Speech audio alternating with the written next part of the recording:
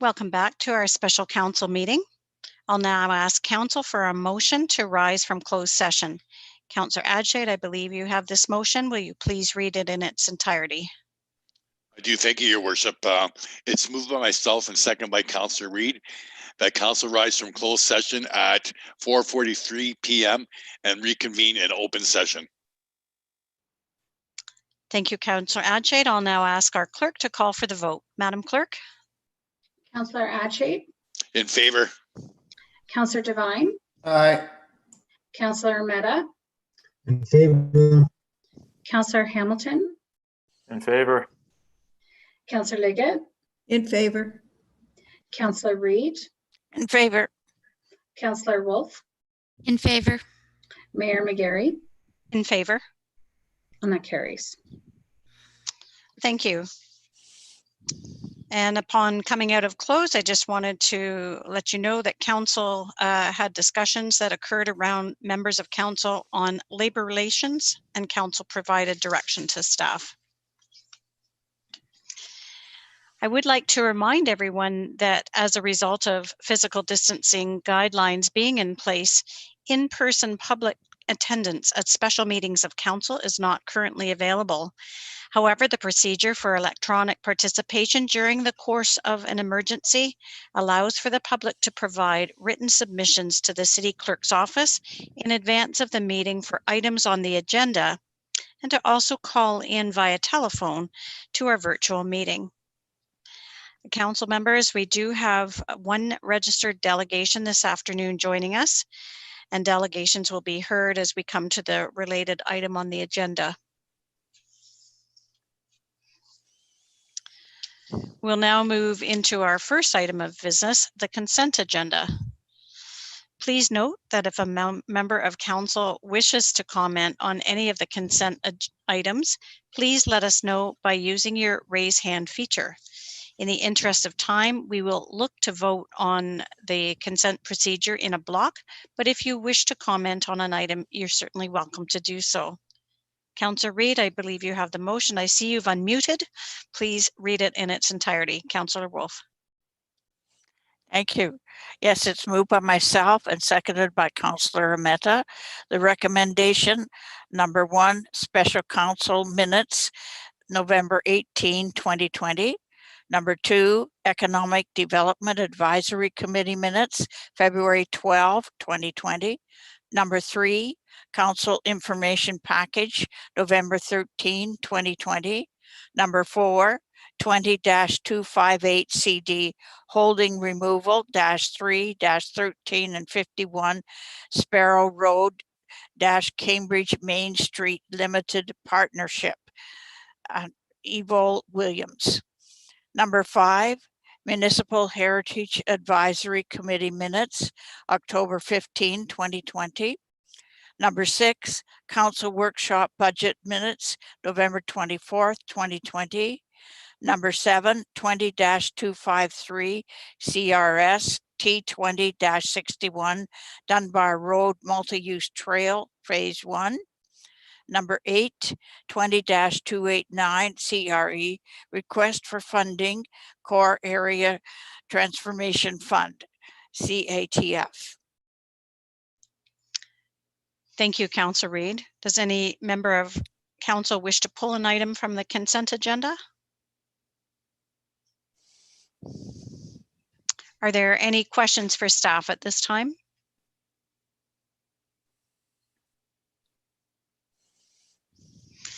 And does council have any comments?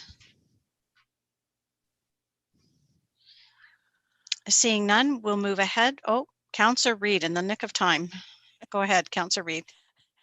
I know I was in trouble with that mouse. I just wanted to make a comment on the Core Area Transformation Fund, and I just am very pleased with the 2 items that have come forward, one in Hespeler and one in Galt. And I think that the pedestrian bridge that's proposed in Hespeler will be a boon to the Hespeler village in the years to come, and as development continues along the street way there. So I think that's a really good thing and a good use of the transformational fund. And also the one in Galt of the mill race amphitheater. Again, I think this is something that will add to our city very much. So thanks. Thank you. Are there any further comments? You can see why I give you plenty of time on a virtual meeting. Seeing none, I think we're ready now to ask our clerk to call for the vote. Madam Clerk? Councillor Atchay, In favor. Councillor Devine, Aye. Councillor Mehta, Favor.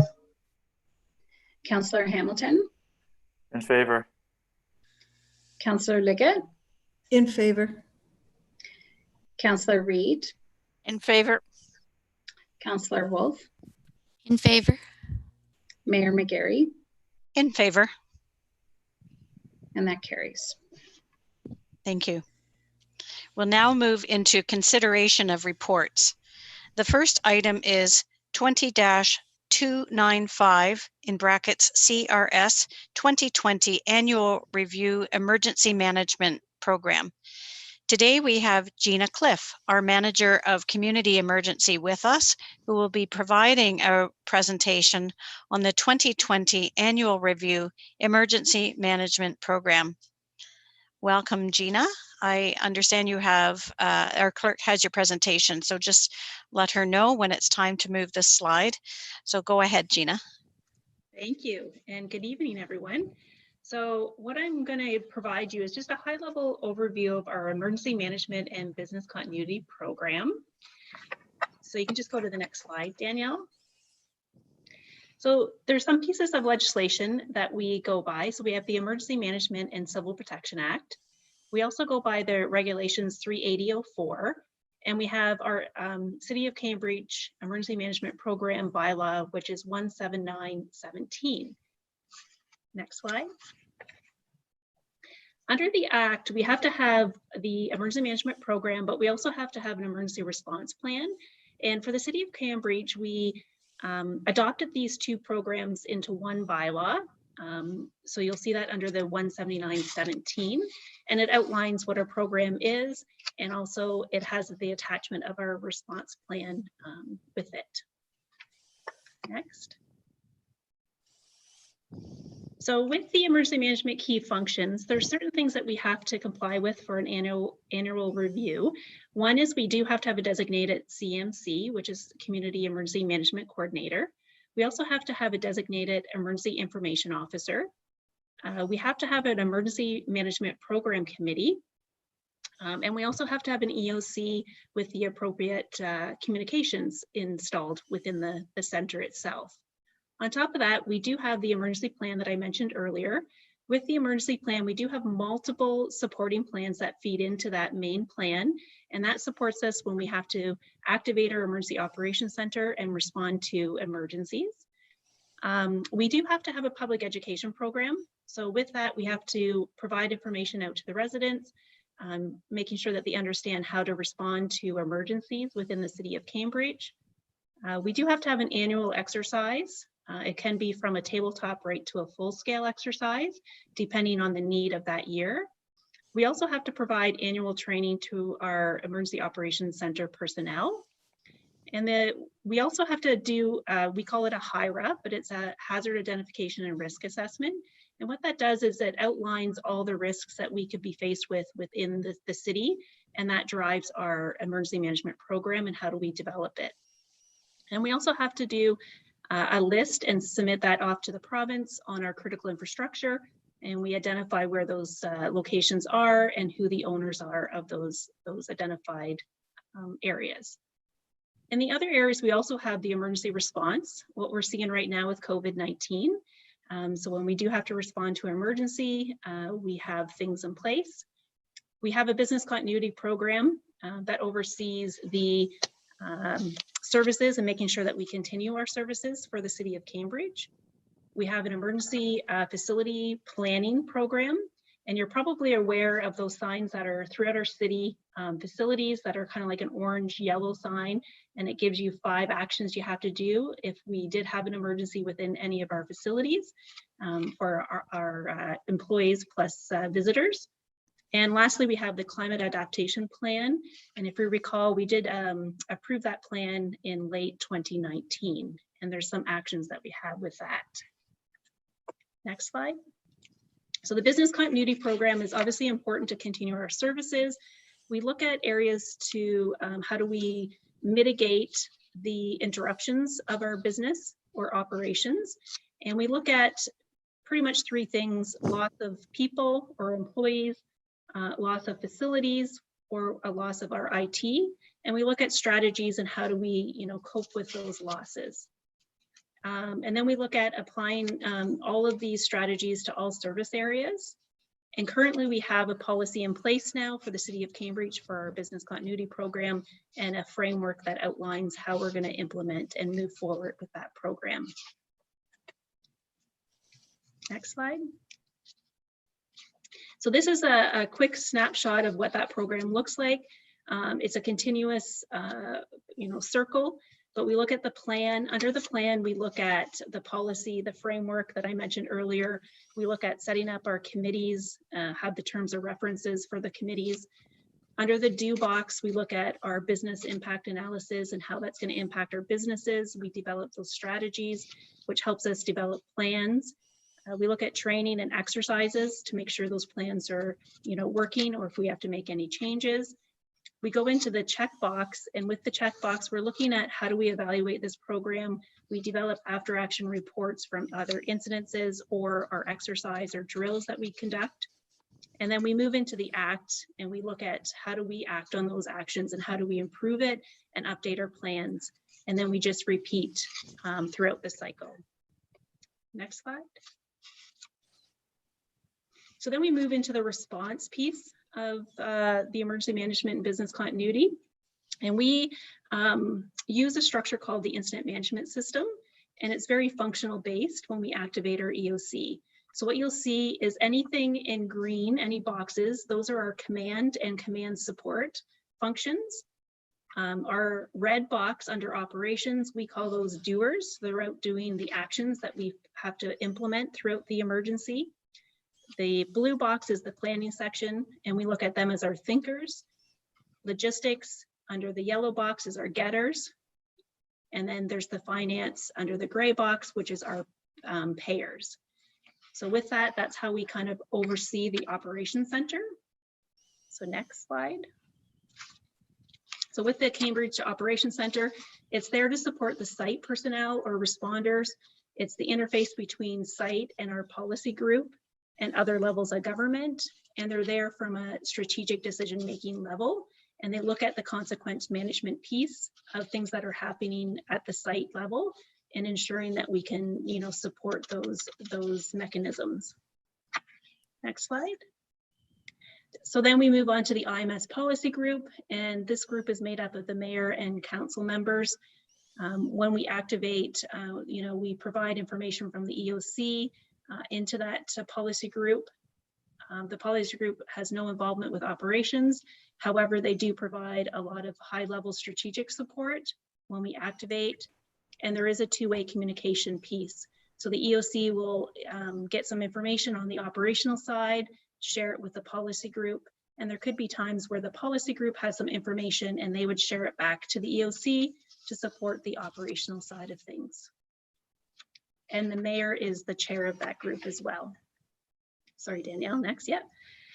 Some high-level overview of the responsibilities of this group. You may be asked to respond to a policy group action center. We ask that you don't respond to the site or the EOC, but we would ask you either to come in person to a physical location or do it through virtually over like a Zoom call. You're going to follow the leadership of your policy group chair, which is the mayor. You're going to direct any questions or requests through the chair once the EOC is activated. And you're going to assist getting information out to the residents to give them appropriate approved information. And prior to any exercises, the IMS policy group would receive in-depth training to really understand a full understanding of their roles and responsibilities. And next slide. And that's it. So Thank you very much, Gina. I know that the city is very well served. I know myself and council believe that you've done very well at managing so far to ensure we all know what we're doing given an emergency. So thank you. So at this point, I'll open it up to members of council to ask any questions. And the first one comes from Councillor Liggett. Go ahead, Councillor Liggett. Thank you, Madam Chair. Gina, from what I've seen so far with the pandemic, I think it's being very well run, and I appreciate that. But this plan, from what I've seen, was never meant to accommodate a long-term emergency such as a pandemic. So I'm hoping that there are plans when we get out of this whole situation to sit down and look at this and see what changes need to be made to encompass a pandemic like this. Is there? yeah, so we always do an after action report from any incident or even exercises. So we'll incorporate all the recommendations that come out of those reports and implement them as we move forward to ensure that we're ready for other emergencies as they arise. You mean for long-term emergencies, not short-term? Yeah. Yeah, Okay. so it would, yeah, definitely. Okay, thank you. Thank you. Just before I go on to Councillor Mike Mann, who has joined us, I just wanted to take note of the time that Councillor Mann joined us. It would have been 4:58, I think, or thereabouts. And I will just ask you, Councillor Mann, just before I invite you to speak, I just wanted to thank you for joining us, but just wanted to review items of pecuniary interest as this request was made of members of council at the beginning of the meeting. So Councillor Mann, do you have any declarations of pecuniary interest? No, I don't, Madam Chair. Good, thank you. So I'll now invite you to ask your question. Go ahead, Councillor Mann. Thank you. And first of all, I apologize for being late. I had an appointment, a medical appointment that I had to keep, and that's why I'm not here. And Gina, thank you for the presentation. I just came in on the tail end of it, and I think I saw the last two slides, the one that said thank you and the one that talked about where you want us to show up when an emergency does occur. And you said that you don't want us to show up at the EOC or the emergency site. And my understanding of that is, to be quite honest, because you don't want us to interfere with anything. Is that right? Yeah, so when we, to get the information, the most up-to-date information, going to the policy group action center or going it through virtually, that's where you're going to get the most up-to-date information. That's great. Thanks for the clarification, Gina. Thank you, Madam Chair.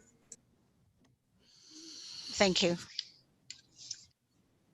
Councillor Liggett, do you have another question? I do. I just Go thought ahead. of it while Councillor Mann had his question. Thank you, Madam Chair. Gina, I remember when we had an emergency last council term, and Mayor Craig at that time sent us all an email saying that he was at the emergency center and said that if any of us wanted to show up, mind you, it was at 3 o'clock in the morning, I think, when we all got the call out, but if we wanted to show up, then we were quite welcome. So is that what you're talking about when we're invited? Yes. Okay, thank you. Thank you. Any other further questions of Gina from members of council?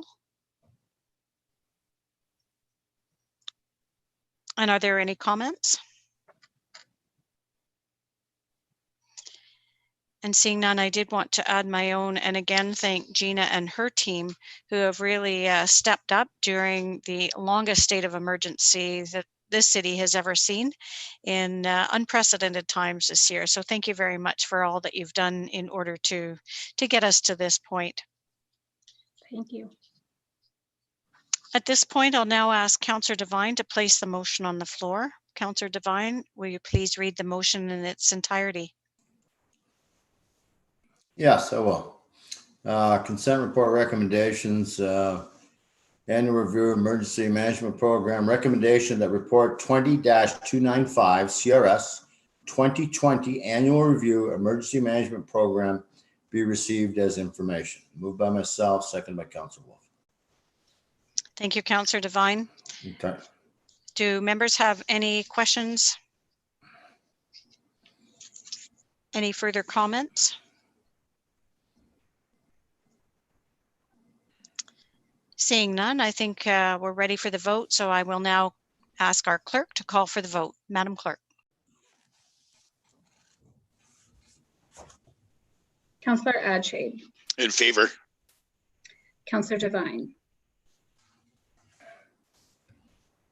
One more time, Councillor Devine, sorry. Aye. Thank you. Councillor Mehta, Favor. Councillor Hamilton, In favor. Councillor Liggett, In favor. Councillor Mann, In favor? Councillor Reid, In favor?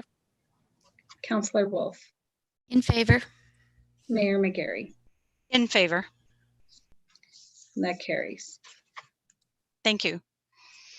We'll now move ahead to our next item, which is 20-244 in brackets IFS Council endorsement of Holman Construction Limited monetary contribution and construction of North Park. We do have one pre-registered delegation today for this item, Paul Britton, representing Holman Construction Limited, or HCL. So at this point, I ask that we are patient while we make arrangements to have staff have our delegate join our meeting, at which point the delegate will have 5 minutes to speak to their item. So we'll try and have staff access our delegate and have them access the meeting and then invite them to speak.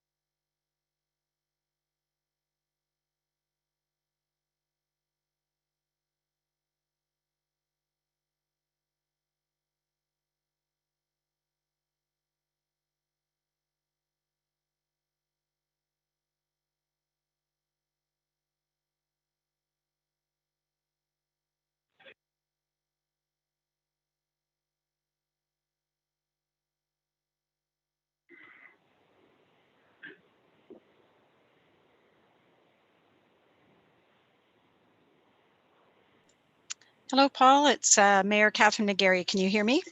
Yes, I can, Mayor. How are you doing? I am great. So just give me a moment to introduce you and say a couple of comments, and then I'll invite you to speak. Okay, So- perfect. Thanks so much. Oh, you're welcome. So a reminder, Paul, that you'll have 5 minutes to address council. Please ensure that your remarks relate directly to the agenda item that you're speaking to. Otherwise, we might ask you to end your remarks. We do have rules of engagement here at council meetings and ask that you ensure that your remarks remain respectful and that you refrain from asking questions of council. And a reminder to ensure that your comments are directly related to the item that you're speaking to. I'll let you know when your 5 minutes is up, at which point members of council may have questions for you, and I'll help to guide you through that process. So welcome, Paul, and you now have your 5 minutes. Please begin. Okay. Thanks so much. Mayor McGarry, Council, my name is Paul Britton, and I'm appearing virtually on behalf of Hallman Construction Limited and appearing in support of staff report 20-244. And this is the staff report which is requesting council endorsement of Hallman Construction's contribution to building what's commonly referred to as the North Park within the Cambridge West community.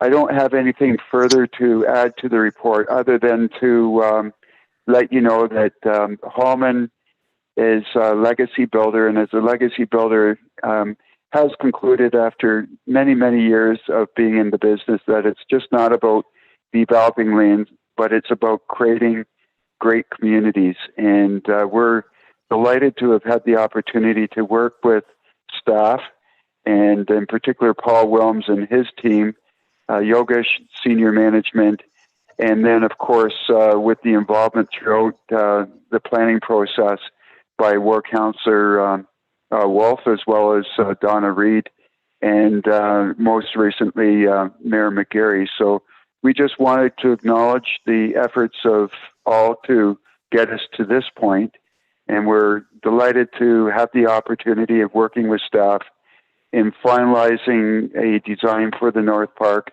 and working with council in bringing this vision to fruition. And we just really appreciate the privilege of working in the city of Cambridge, and certainly our client the opportunity to develop within the city as well. So that's the extent of my submissions and remarks. We certainly support the staff recommendations and would like to thank staff for their efforts in bringing this matter forward and to this point. So I would be pleased to answer any questions. Well, thank you very much, Paul. So I'm going to ask for questions from council first, questions or comments. And I see Councillor Wolf, probably unsurprisingly, has her hand up. Go ahead, Councillor Wolf. Through you, Madam Mayor. Paul, it's not a question, but I just really wanted to thank you for all the work you did. And it seemed I don't know how many years we've been doing this, but it was a pleasure working with you and your company. The time you took with our West Galt Neighborhood Association preservation, working with staff, the number of extra public meetings you attended and helped organize. And now this is the icing on the cake. So I wish we had this relationship with all our consultants and developers. And again, thank you so much. And thank you. I appreciate your efforts and the cooperation throughout the entirety of the process. So thank you. You're welcome. Thank you. Are there further questions or comments from members of council?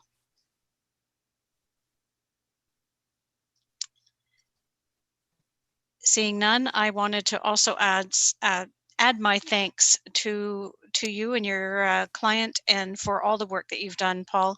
I think that our community will be well served by this park, and I know that there's always great excitement, in particular in these last few months while people are in a pandemic. I think that green spaces, outdoor spaces, playgrounds have taken on new importance. So it just couldn't be better timing. So thank you very much for being with us today. Yes, and thank you so much as well. And we did want to thank you for participating in our meeting today. So you're welcome to watch the remainder of our meeting on the City of YouTube channel if you'd like. So thank you so much. Okay, will do. And take care, everyone. Bye for now. Stay well.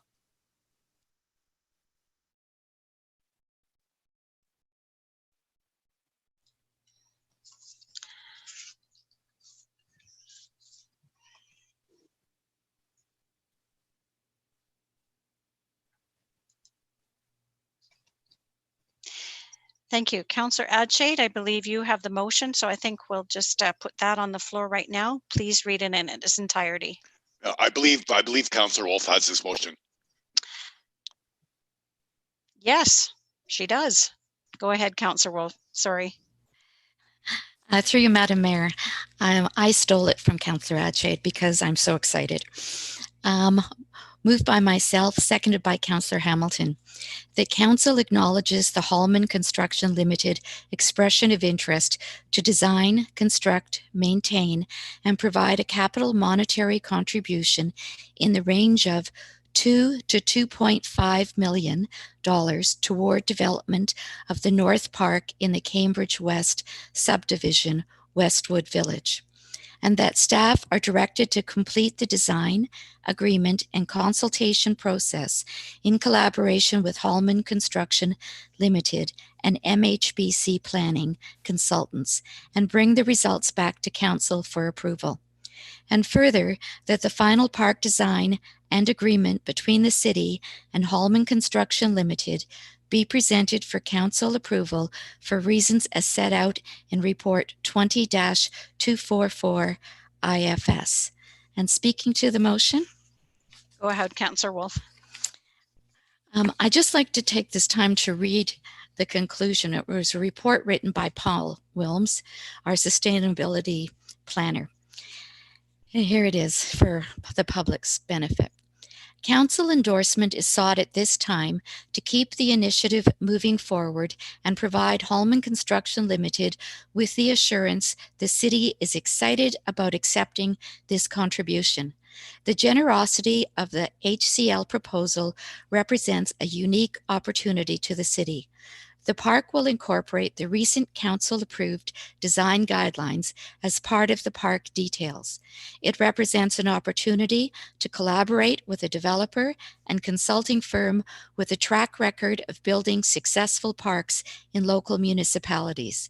This initiative also represents an example to follow for realizing opportunities in other parts of the city, leveraging the goodwill of corporate partners and formalizing the mechanisms to do so through future sponsorships or the anticipated Parks Master Plan.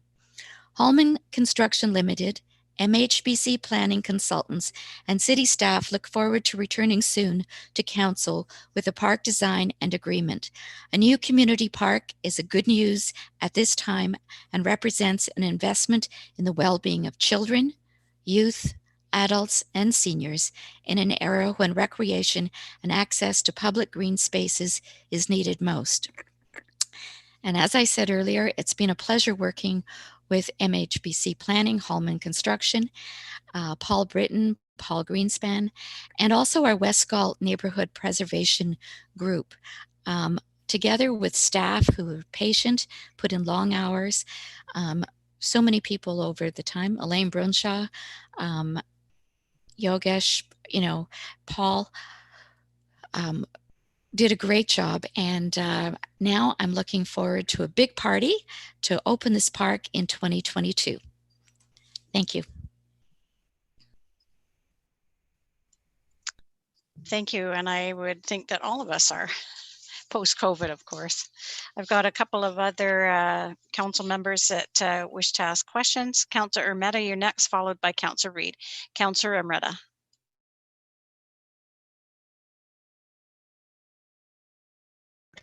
I am unmuted now, right? Thanks, Your Worship. No questions, just comments. So I have to say I'm very pleased to hear about this. When I was going through the report, I thought, what a great news story, like it's great to see things like this happen. And, a company that's got an excellent track record of contributing towards the community and how they just keep on giving. And I certainly appreciate all the work that staff have done as well. And I'm looking forward to seeing great things happen. And it's projects like this that, that they create a sense of community. They bring people together, active living, all that good stuff. And you might even see me over there. You probably will, since I walk all over the city, and it's great to have another place to go to. So well done. Thank you. On to Councillor Reid, followed by Councillor Devine. Councillor Reid. Thank you. Well, I think that everyone is extremely pleased to see this park. in the west side of Galt. And it's different in most cases because this park's going to be built first. And usually, you know, we have the development done and then the parks follow. This is a little bit of an unusual way of doing things, but it will then provide people as they move into their homes and as construction continues to have this lovely green space available to them in order to try and alleviate some of the wear and tear of being in a construction area. So I think that that's really something to behold in order to have it that way. Also wanted to say a big thank you does go to Councillor Wolf for the work that she put into this. And I think that, you know, when we can have these kinds of sponsorships available to us at the city, it's a great thing. So thank you.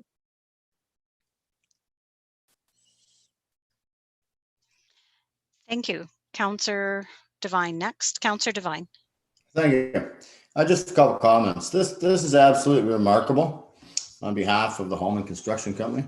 Holman has been a leader in this community for many, many, many years. And they continue to amaze me with what they've done. And it shows good corporate leadership and community leadership. So I'd like to thank Holman Construction for what they've done. Thank you. Thank you. Councillor Adshade, go ahead, Councillor Adshade. Thank you, Your Worship. And this is just when I read through the report, this is just a really a good news story. And I'd like to thank Councillor Wolf, Holman Construction, and city staff for all the hard work they put in to achieve this. I think, as Councillor Wolf put it best, if we could have relationships with all developers like this, it'd be wonderful. So kudos to all, and thanks a lot. I think that's wonderful.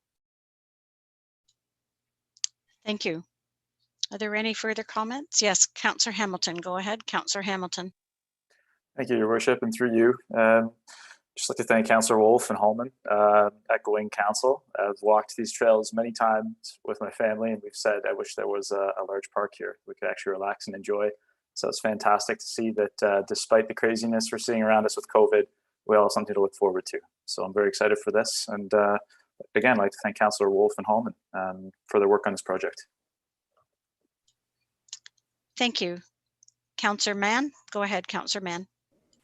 Thank you, Madam Chair. I think it's been said very well by everybody who has spoken that we are very excited about the park, and we're very fortunate to have Councillor Wolf leading this initiative for us and working with staff and working with Holman Construction. I think it's remarkable when you see a partnership like this that can be formed and forged, and what we can achieve when we work together. So I really want to congratulate Holman Construction and staff and council for being involved and taking the initiative and achieving such an outstanding goal. And I think it really does speak well to the relationships that we can forge and what we can achieve when we do that. So congratulations to everyone. Thank you. And I did again want to echo council's comments and just really thank everybody involved. This is such a good news story coming at such a great time. So thanks, everyone. And I see Councillor Liggett has put up a good celebration there too. All right, I think we're ready now to call for the vote, seeing no further comments. So I'll ask for our clerk to call for the vote. Madam Clerk. Councillor Adshade. In favor.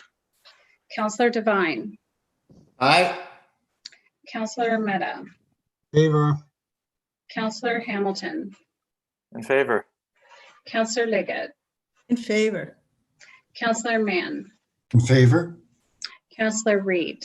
In favor. Councillor Wolf. In favor. Mayor McGarry. In favor. And that carries. Thank you very much. And just before we go to the next item, I'm going to call for a 5-minute recess for bio break, and we'll be back, and I'll see you in 5 minutes. Please mute your microphones. Thank you.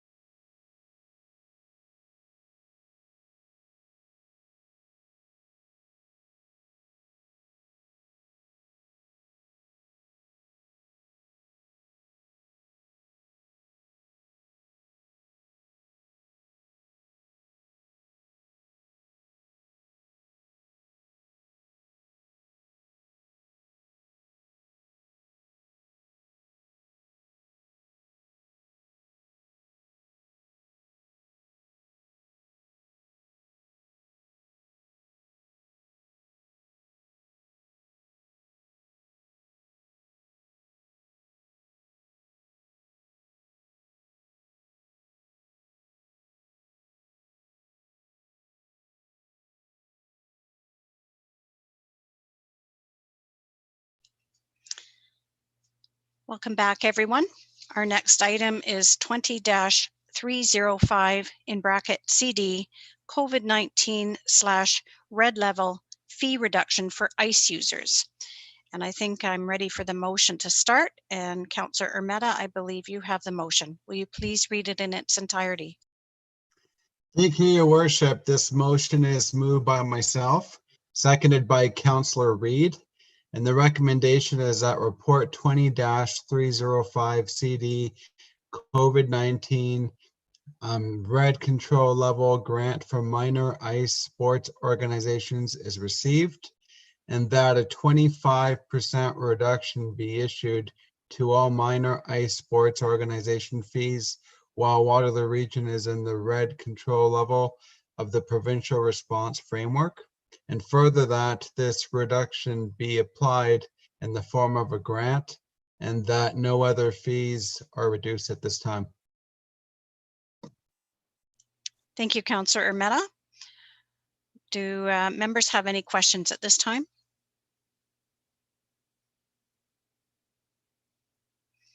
Seeing none, do council members have any comments?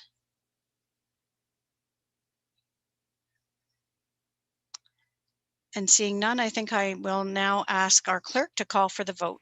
Madam Clerk. Councillor Adshade. In favor. Councillor Devine. Aye. Councillor Ermetta. In favor. Councillor Hamilton. Favor. Councillor Leggett. In favor. Councillor Mann. In favor. Councillor Reid. In favor. Councillor Wolf. In favor. Mayor McGarry. In favor. And that carries. Thank you. So we'll now move on to unfinished business. Our next item is 20-278 in bracket CRS revised schedule of special council meetings January to April 2021. This item was deferred on November 3rd and again on November 18th, 2020, and also has a motion that was deferred on November 3rd, 2020 and November 18th from Councillor Leggett until today's meeting. Before Point of order, please. Item number 12 was never deferred. It was never a motion on the table. It was item number 13. That was the motion that was on the floor and that was deferred. So item number 13 needs to be heard and debated. And then if it fails, item 12 can be put forward by someone on the table. Thank you. Just a moment while I confer with the clerk.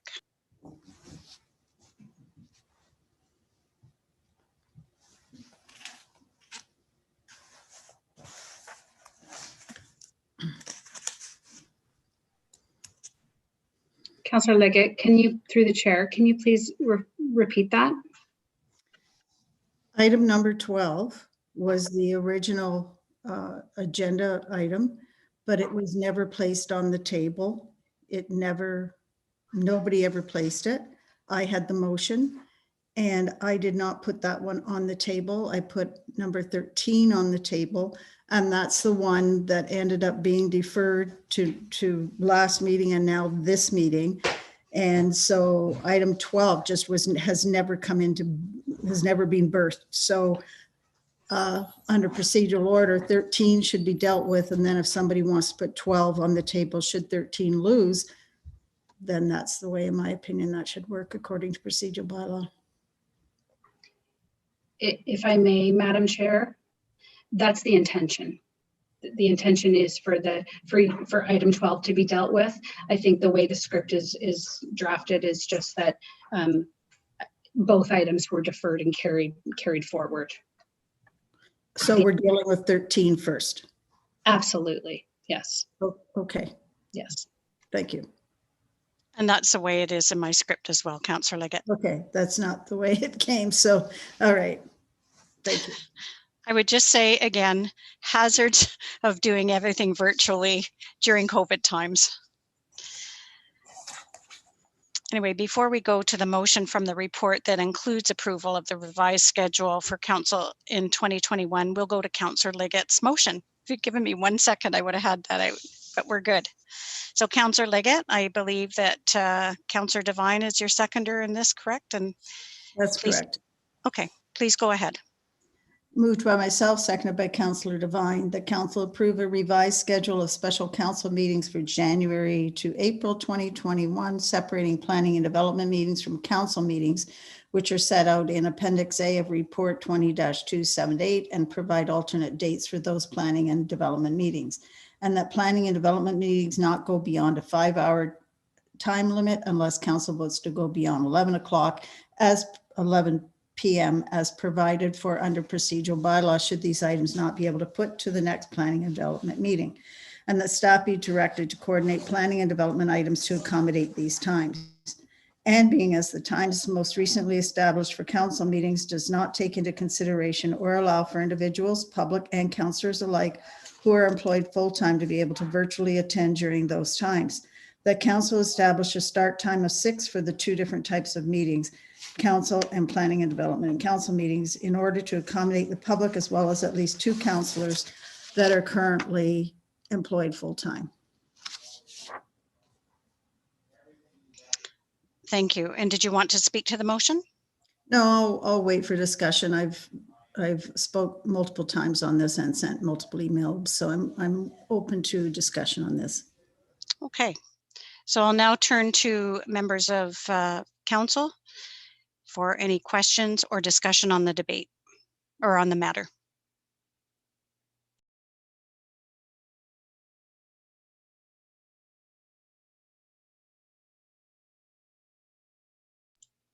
Councillor Wolf and then Councillor Hamilton. Go ahead, Councillor Wolf.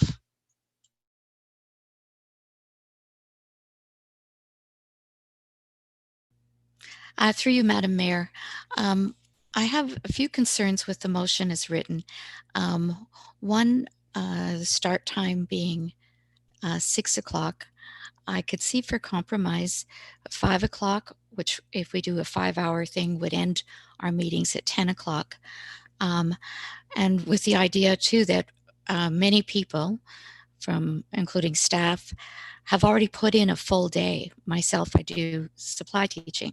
So you've already worked a full day, and then to go to the meeting and go to 11, by 11 o'clock, it's, you know, I don't think people are at their best. So I would prefer a 5 o'clock start, which would take us at the most to 10 o'clock.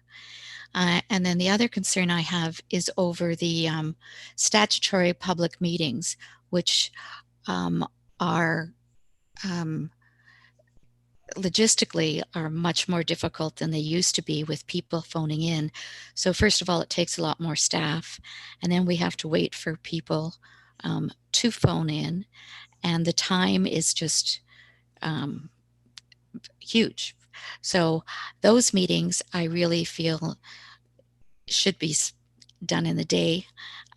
Those are the meetings that have lasted, you know, we've had 10-hour, 11-hour, 13-hour, the one meeting. And I think that for those statutory public meetings, if they were held during the day, because we don't know how many people will phone in. Sometimes we've had 10, 15. So it's just taken a long time. So if we started those in the evening, I'm not sure if we would get through a public meeting in the evening. So anyway, those are the 2 concerns I have. I do like the idea of limiting the meetings. One of the things we seem to be having 2 meetings a month, and I noticed the revised schedule for January only has 1 meeting. And I would almost prefer 3 meetings a month the way we used to have it, regardless of when we have them. I just think that might eliminate some of the very long meetings we've had. Thank you.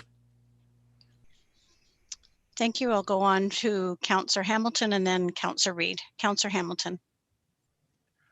Thank you, Your Worship. And through you, I just have a question about definitions for myself and for the public.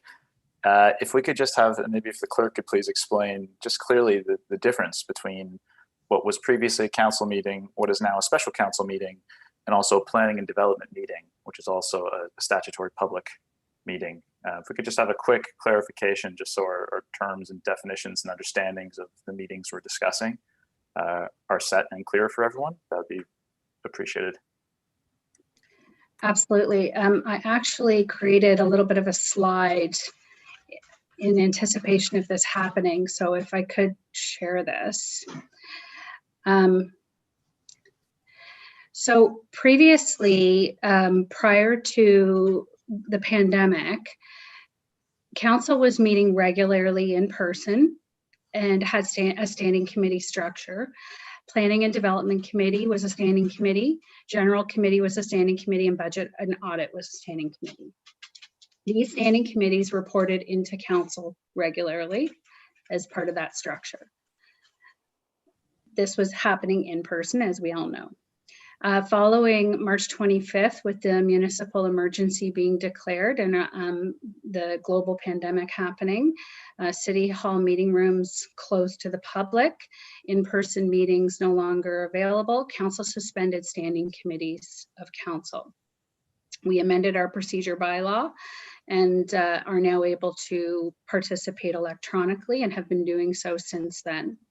So we, under the procedure bylaw, the mayor is able to call a special meeting of council at any point in time. Since the municipal emergency was declared, all council meetings have been considered special meetings of council because we are still under a municipal emergency due to the pandemic. So the title special council is because of the municipal emergency right now.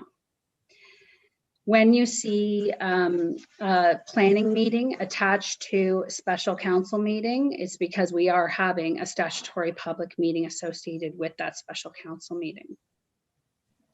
I understand the intent of Councillor Liggett's motion, and I think I understand where she's going with it. I believe the intent is to, and I don't want to suggest an amendment here, that's not what I'm trying to do, but I think the intent is to kind of separate, if that's correct, planning items from special council meetings. So an option could be to just move to a statutory public meeting evening. If council ever wanted to consider something like that, that is something you could consider doing. Right now, you have this structure right here. Special council meetings, times to be determined. You have special council planning meetings that incorporate statutory public meetings. And these are the ones where you have currently had 4-hour meetings incorporated into your special council meetings, 4-hour and 15-minute long statutory public meetings. You've had statutory public meetings that also take 7 hours on top of your regular council business. So your statutory public meeting portions of your special council meetings take a great deal of time, and they are unpredictable. A statutory public meeting under the Ontario Planning Act is a meeting within a meeting. And that is why you see the mayor opening the meeting, doing 2 or 3 calls out to the public for callers to call in, and then you see her actually officially closing the meeting because it is a meeting within a meeting. I hope that helps. Thank you. It's very helpful learning about the meta meeting. I will think about these notes and I will likely have a comment very soon, but that was very helpful. So thank you. Okay. Thank you. We'll go on to Councillor Reid. Councillor Reid. Thank you, Your Worship.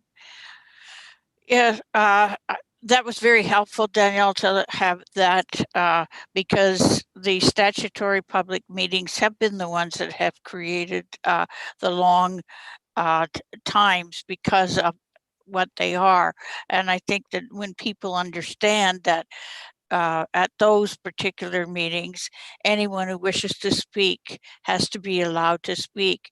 And that has to be followed, because any of those in the future could end up at LPAT. And if we haven't done our due duty in as a council in hearing those public meetings, we could be in trouble should any of them go to LPAT. So we need to ensure that we do them in the best way possible, and to allow everyone who wishes to speak to speak. And that's why I'm very supportive of the 10 o'clock starting time, because we can't determine ahead of time how long it will take. And we know how difficult it is getting people in. And also, I did notice that when we had ones coming, a number of delegations who came to one of our meetings, not at the statutory public meeting, but at the regular special meeting at night, that there was a great deal of difficulty that happened. And I'm wondering if some of that difficulty just has to do with the fact that so many people are on Zoom at night, and that creates more problems trying to complete our agendas given the hour. So that's another reason why I would like the statutory public meetings to remain at the 10 o'clock time. Also, I'm quite prepared to compromise somewhat on the other meetings and have a 5 o'clock start time. And I think that is a compromise that allows us to start early enough that we may avoid some of the problems of a later meeting, getting people into our particular meetings. And it also accommodates people who are working day at day jobs. The rest of us, of course, we feel like we're working too, but we have more flexibility, I realize, in our schedules than somebody who is employed. So I do think, though, that the 5 o'clock should meet most of the needs of most of the people. So I would be supportive of that. Thank you. Thank you. Further comments or questions or clarifications from members of council? Are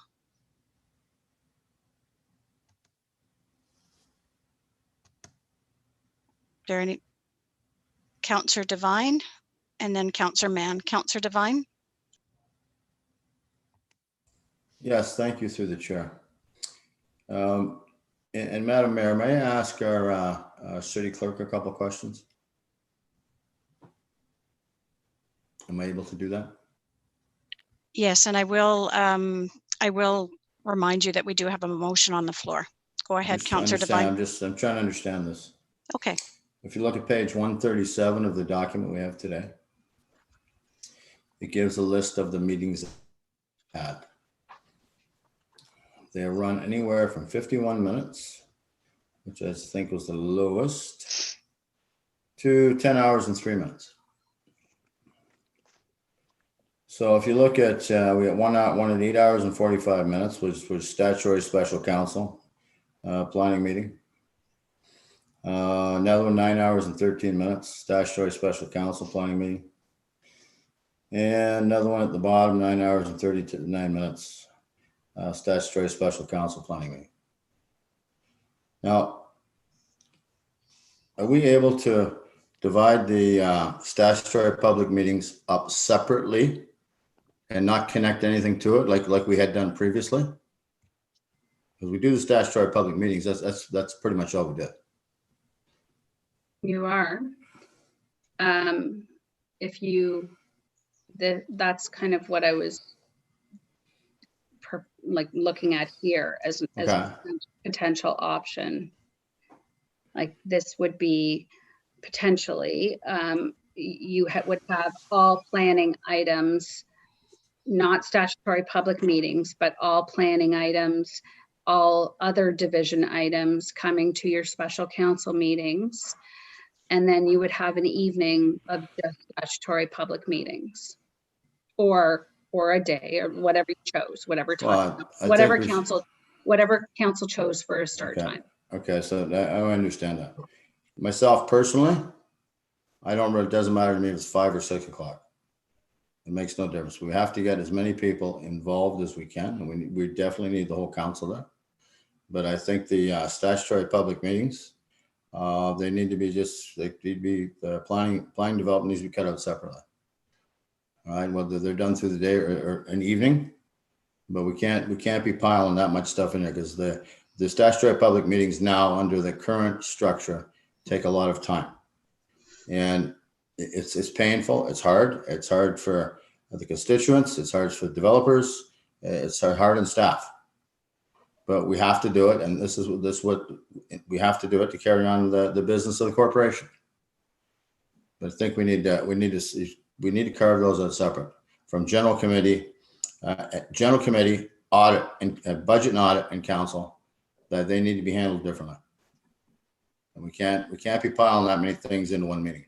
Because sometimes you get one meeting done in 40 minutes, and next was 3 hours, because we're constantly waiting.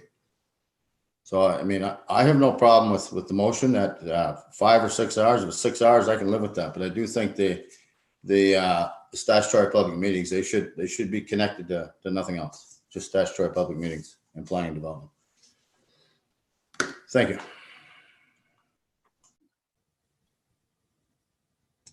Councillor Mann and Councillor Liggett. Go ahead, Councillor Mann. Thank you, Madam Chair. It's been an interesting discussion, and I feel like I have a bit of an edge on this, because I've been able to participate in some of these meetings and see the work that's involved in trying to bring people on board when they're calling in and they want to be part of a meeting. And last night was a great example where we suffered from technical issues trying to bring people on board and have them speak to an issue. And it was difficult to try and connect with them, and then trying to get them on board and making sure that they have the opportunity to speak. And then we ran into difficulty with our own council, because we were losing people, our council and staff. We were losing people during the meeting because whether it was bandwidth or whatever that IT stuff is, I don't know it, but I know that there were difficulties from an IT perspective, and I was so happy that Greg Algie was there so that he could help us walk through those difficulties and try and get everybody back. So when I look at this, and I hear that, and I recall that we used to have 3 meetings a month, I think for staff to be able to put together 3 meetings in a month is a horrendous task, especially when you think that staff are doing this remotely. Back in March, when this COVID or when this pandemic hit, I would venture to say that maybe a handful of people worked from home. Today, everybody is working from home, and we have technical issues as far as keeping people connected and making sure that we can connect and speak together. And then we have to try and bring information together and correlate it and come up with a report. And then it comes to us. So when I think about the work that's involved and how people are adjusting to that, it's been a horrendous, a monumental task of trying to get all that information together and then to circulate it to council. So when I think of having 2 or 3 meetings in a month, I think it's a lot of work to ask of staff. And maybe what we can do is, instead of that, we turn around and say, let's have those 2 meetings in a month. And we have that statutory public meeting, and we have a council meeting, so that we can make sure that the work that needs to get done does get done. And when I think about the work that council is doing, I'm gonna veer all over the place here, but I think when we look at ourselves as a council, I would venture to say that most of us are working far more than we ever did when we first started, because when we work remotely, there are far more issues that we are tagged with, whether it be looking to staff for answers to questions, whether it's addressing issues that our constituents raise, whether it's responding to locations to try and figure out what that report is speaking to. We're going out and we're making these trips, and we're trying to figure out what's going on in our community so we can speak intelligently when we come to council. And sometimes that means meeting remotely or meeting distantly with people and figuring those things out. So when I look at the workload that is here, it's significant, and maybe we are evolving into a full-time council, and that's something that this council might want to look at further down the road. Are we really part-time? and I say that in quotations, are we part-time counselors or are we full-time counselors with very flexible hours? Because I know a number of counselors on this council are working from dusk till dawn, and staff are doing the same thing, because when we're at home and we have our computers here, we can do everything from home. And what's one of the first things you do in the morning? You check your computer. And what's the last thing you do at night? You check your computer. And I would hate to ask this and have people show hands, but how many people check the computer in the middle of the night because they think of something that it relates to the subject that's at hand? It could be a planning issue. It could be a budget issue. It could be numbers flying around in our heads. And I'm sorry I'm going on, but I think it's important to take all these things into consideration when we start to look at schedules and how it impacts people's lives.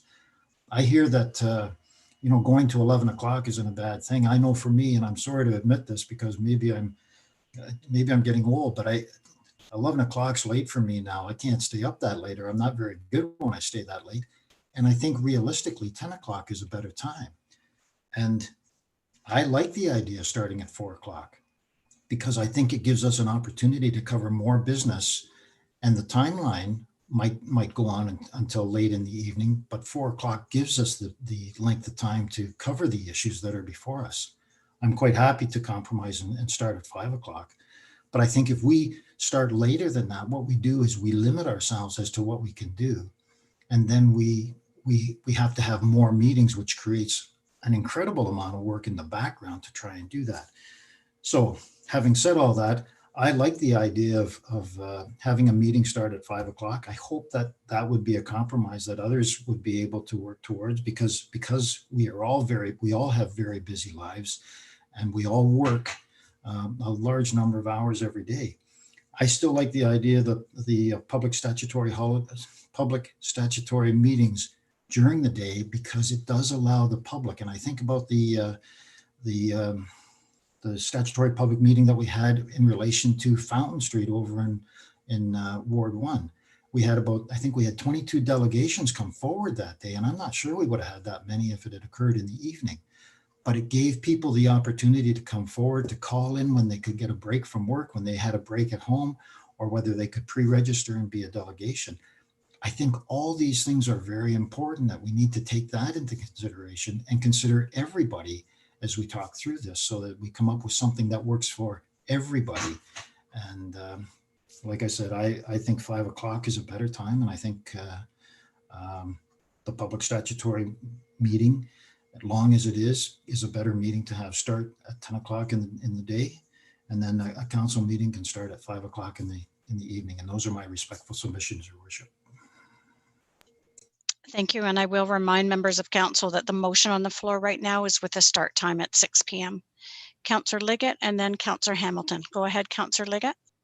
Thank you, Madam Chair. So if I could just address what some of my fellow councillors have said. The comments are about bandwidth, people are wondering about that, but we have no information from our IT staff or anybody else as to whether that's even factual. So every time we have this conversation, that gets tossed around, and I'm not sure that I don't believe that that's the problem, but maybe it is. And I would like the information to see if that is what the problem is when we have these people waiting in line to get in.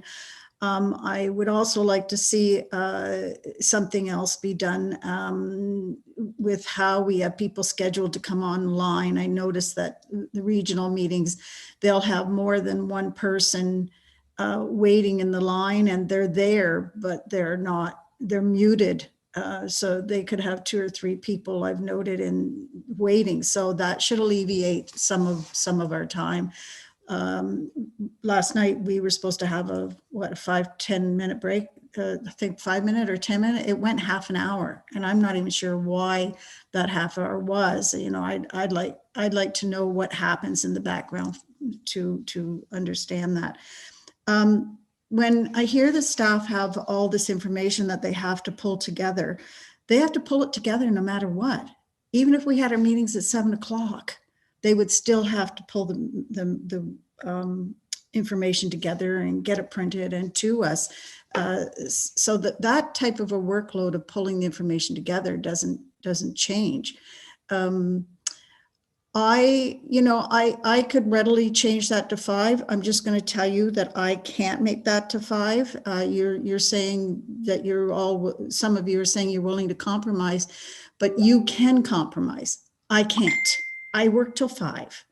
I can't close my company. Many times I'm there by myself, and you're asking me to close my business down in order to come for a 5 o'clock meeting when you could easily compromise to 6. But many around this table will not do that.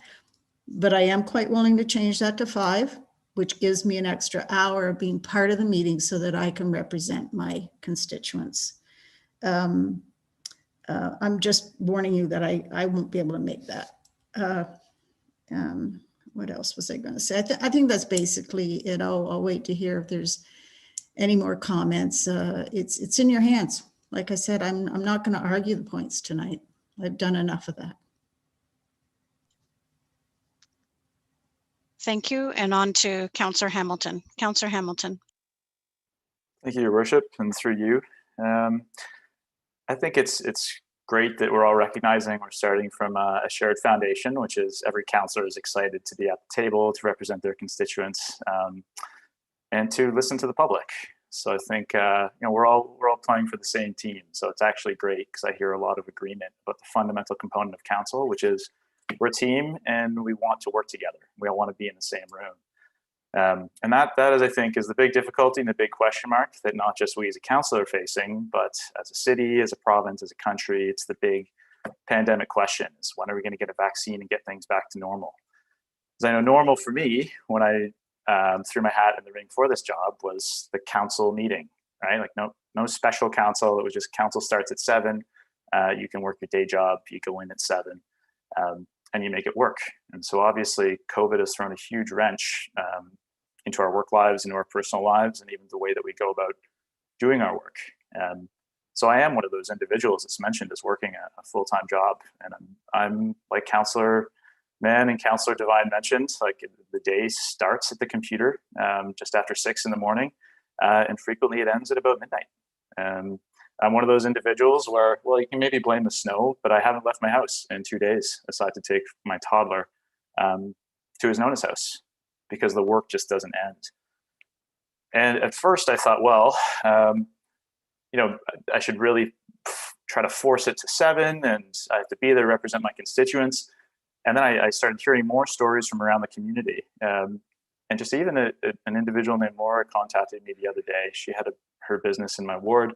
And she's just getting hit incredibly hard by the pandemic, and her whole life was thrown upside down. And just the changes she's had to make have been drastic.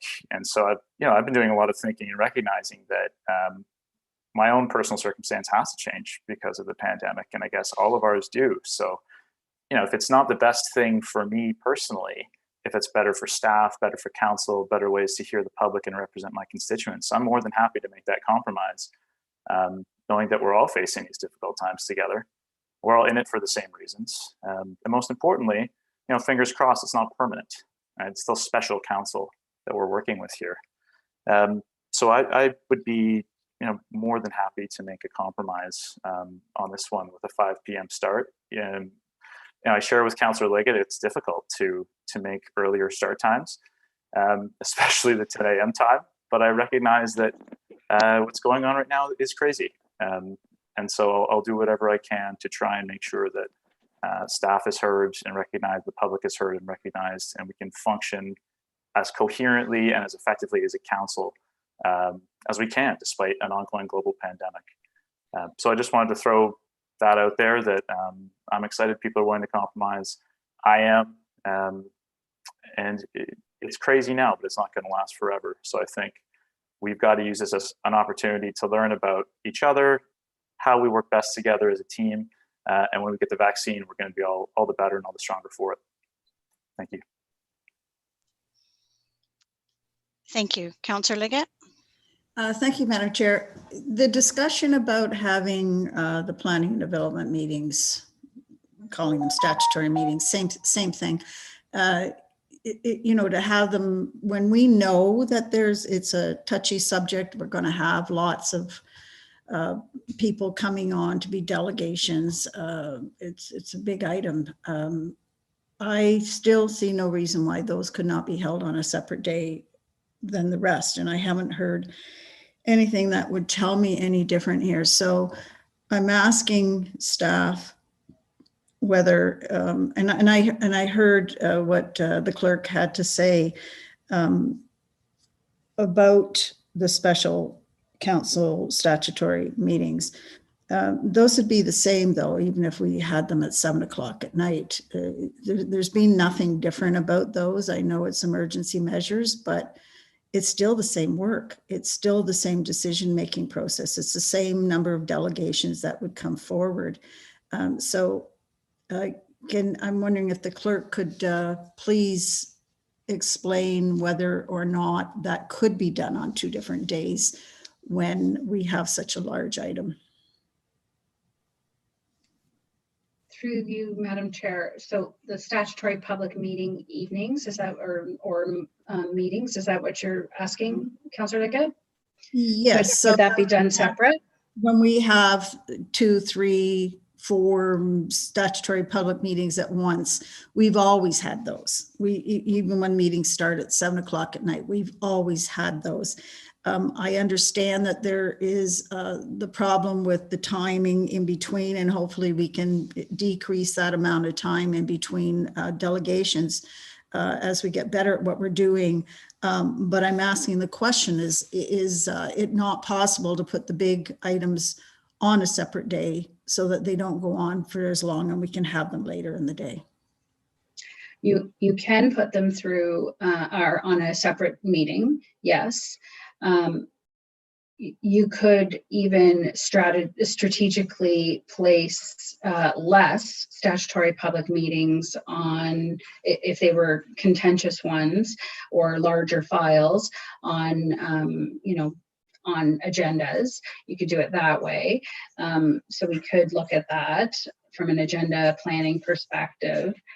However, it's very unpredictable when it comes to technology. And as much as we can try and fine tune things, it remains unpredictable. So I can't say that, I can have technology services look into fine tuning, getting an answer on the broadband and what that issue is, because I may not be able to get a confident answer for council. I may not, we may not be able to secure the right answer. It may still remain unpredictable. We also can't predict how many people will call in on a file, and that could end up taking over the entire evening on just one public meeting. So it's very hard to predict, especially when you used to have a planning public meeting in your gallery of council chambers. And so that was determined on how many people came out to council in the building in one meeting. So you could sit in your chambers and see that, you maybe had 50 people come out, and you could determine, okay, would anyone else from the gallery like to speak tonight? And you would be able to determine how long maybe your evening was going to take. When you're doing a call out like this virtually, you're calling out to your entire community. So anybody could call in. So it's very hard to determine how long your meetings are going to take.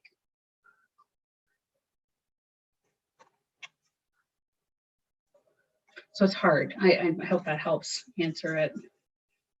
But we could strategically plan the agenda. I'll go to Councillor Devine next if you're done there. Councillor Devine. Thank you. And through the mayor, it's just a comment. We've sat in a lot of virtual meetings, and we have done. And as I said before, the planning and development, they're painful. And as near as I can figure, the planning and development meetings take over 4 times longer than they used to take. By the time we've sat in a lot of them, Okay, by the time you get a hold of people, they call in and you got to do the recalls, et cetera, et cetera, et cetera. It's not like sitting in council chambers. It takes 4 times as long, at least 4 times as long than it had done previously. Thank you. Thank you. And I'm going to add a couple of comments in here, simply because I sit on 2 councils and I also meet with mayors across the across Ontario and have done 11 times already for Ontario big city mayors just since March. But I did want to talk about the fact that these are not regular planning and development committee meetings, that we suspended the regular standing committees of council, just to remind you, and that we went to special council meetings that are called by the chair. I also wanted to talk about the time it takes. Sometimes, as what happened likely with last night, we think we have a council member or a public member come on to our meeting, or we can't get them, or we have to go offline. We have them on and then the call drops just before we get them on. There's a multitude of reasons behind the scenes as to what happens when you call for a 5-minute recess and it's 30 minutes. And again, these are reasons that you don't bring forward into a public meeting. Sometimes people will get on the line and they're, for whatever reason, decide not to delegate at the end of it, or they're unable to be heard well enough because of technology. And we have to sometimes give extra time because we'll see somebody call in and then drop and then call in and then drop off. And we want to give them that time for the public member to come into our meetings. I'd also say that sitting on regional council meeting, we've been up to 11 and a half hours at region meeting for the same thing. And we all have noted that when we have delegations calling in, whether it's committee day during the daytime, that's always started between 8:30 and 9:30 at the region, or in the evening, we've all noted that it's much more difficult to not only get people in the public to come in the evening time, but for the technology to work properly. When I've asked about that, often they say it's because the bandwidth is taken up. Rogers will tell you that the hours between 7 p.m. and 11 p.m. are often certainly much more used, but we've all noted that either it's a garbled message or they're on Zoom and can't see it or can't hear it, and it is frustrating. And that's really why we're having this discussion. It's one of the reasons why most councils across Ontario have started to earlier start times in order to manage. As Councillor Devine said, the meetings are far longer for the statutory public meetings. Those are not planning and development meetings, they're statutory public meetings. Just wanted to point out that piece of it. But imagine starting at 5 or 6 o'clock p.m. and having an 8-hour meeting that's statutory public meetings, ending at 2 a.m. Our staff have sometimes up to an hour to drive home, and they're back here at 8 or 8:30 the next day. So we're trying to plan right now during a very unusual time to try and get the public involved, try and manage our technology so that during the statutory public meetings, we have up to 3 staff trying to get people in and on hold for our meetings, and then trying to ensure that we can hear them and go from there, and then do the call outs. Much easier when you can look up in the gallery and say, anybody else want to speak? Somebody gets up, 10 seconds later at the microphone and they can go on. So there's a number of reasons why we have gone to what we are doing today. I also need to say that I am noting, because I am here with staff, how much time and effort it does take to get meetings and reports done. Even just trying to print off package materials for council and get them delivered under today's circumstances is extraordinarily difficult. But I know that we have moved to an every second week council meeting as well. So we're doing 2 meetings a month right now. And in between times, council and staff, or council staff, mayor and council staff and staff at the city are trying to get things coordinated for those meetings. I will also say that the I think we were all here a couple of weeks ago when the lights went out at City Hall in the middle of our meeting. And we were closing in on the 11 o'clock mark.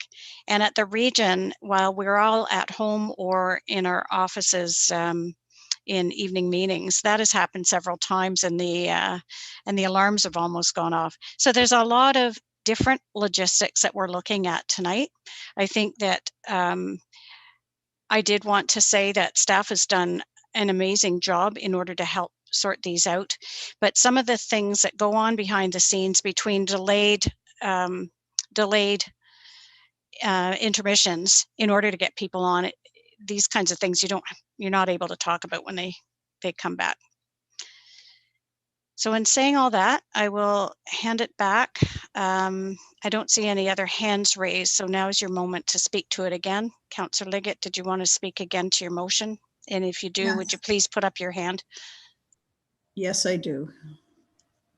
Go ahead. Okay, thank you. If Councillor Devine wants to put that amendment on the floor, or I can for the 5 o'clock, and the other one will second it if he wants to do that. I'd be happy to amend that to 5 o'clock. And I'll second the amendment. Thank you.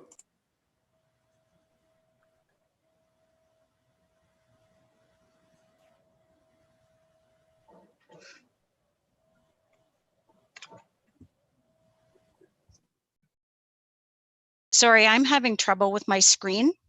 It flips off of my Zoom and I didn't hear that. Could you please say that again, Councillor Liggett? Councillor Devine made the amendment for 5 o'clock and I seconded it. Thank you. So that's 1 minute. I see Councillor Mann wants to speak again. Councillor Mann. Thank you, Madam Chair, and I appreciate the amendment that has been made. I just want to know about the rest of the motion, then, because there are a number of things that have been identified in that motion, and I just wonder where we sit on all of those, or if we've come to any kind of resolution as to what we do with those meetings and how we address them.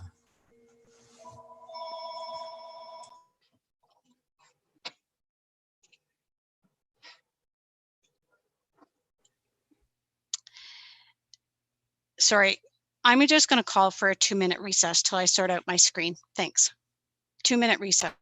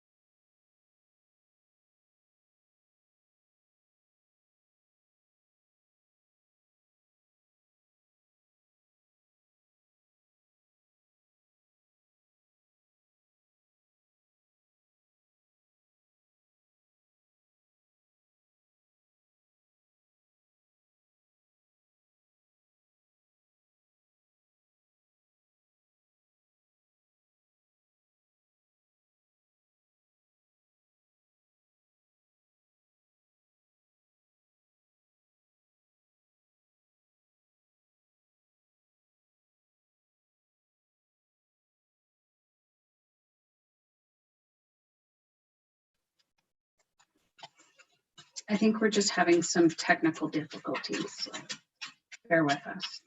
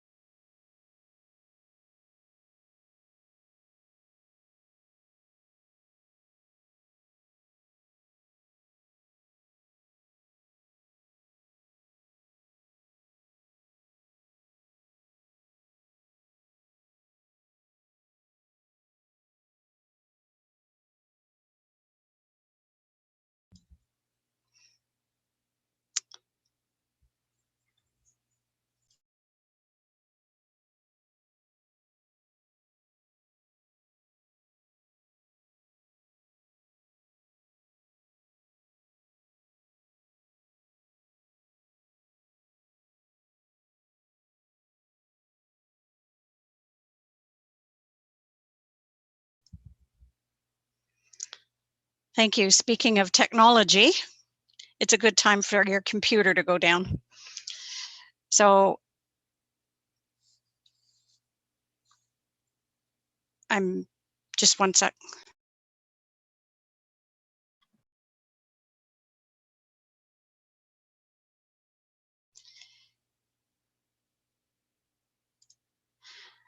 Okay, I can see my screen again. At the moment, I do have Councillor Reid to speak. So I'm going to go with Councillor Reid. Go ahead. Thank you, Your Worship. When I look at the motion that has been provided by Councillor Liggett and Councillor Devine, I find that it includes things that in my mind, should not properly be part of a motion. I would have difficulty in passing such a motion. Some of the things that are included in the motions are the reasons for having something the way it is, and reasons are not really a part of a motion. Motion should be just the facts. Reasons should be in a whereas if you choose to do that. So I can't, I'm in a quandary here because there are parts of the motions that I don't think should be included. The wording of the motions doesn't have the language that it needs to have in identifying the meetings, they have particular names, and they're no longer planning and development meetings. We don't have those anymore during this pandemic. And so those need to be changed. And so to say, okay, I would pass a motion from 6 o'clock to 5 o'clock gives me difficulty if that means that all the rest of the motion is okay, because in my mind it's not. There needs to be some rewriting of the motion. So if I could get some clarification on that, it would help me. Thank you. Thank you. And did the clerk want to answer that, or Councillor Liggett want to do that? Councillor Liggett, go ahead. Yes, thank you, Madam Chair.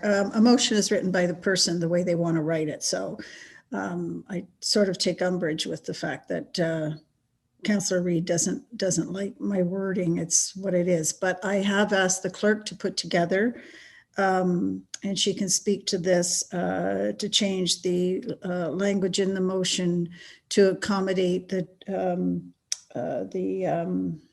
balance of the meetings and how that part could be worded. So if she could speak to that, I would appreciate that. Thank you. Thank you, Madam Clerk.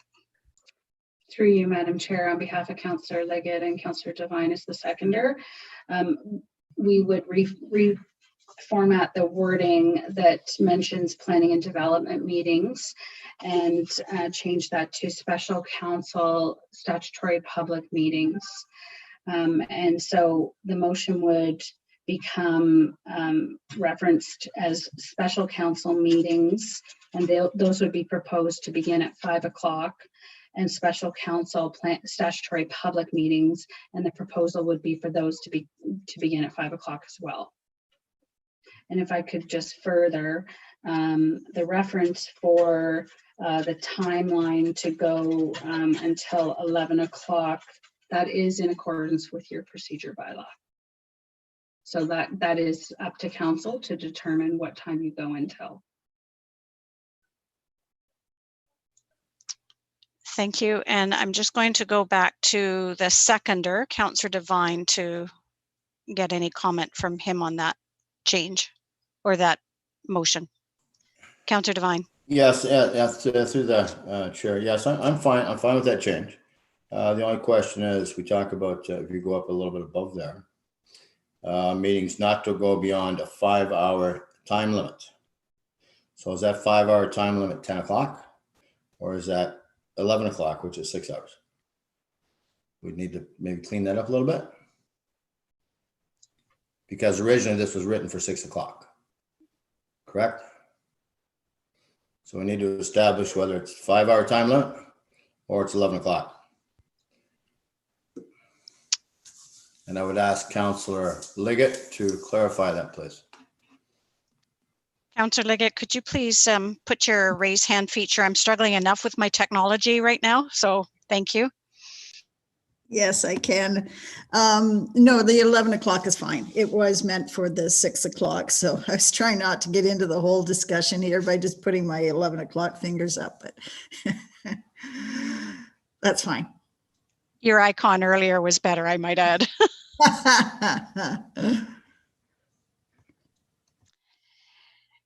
So to clarify, with the motion on the table now, you would be changing the, and I'm just going to recap just for my own point because I had missed a little bit earlier. So instead of planning and development meetings, the terminology would be special council statutory public meetings.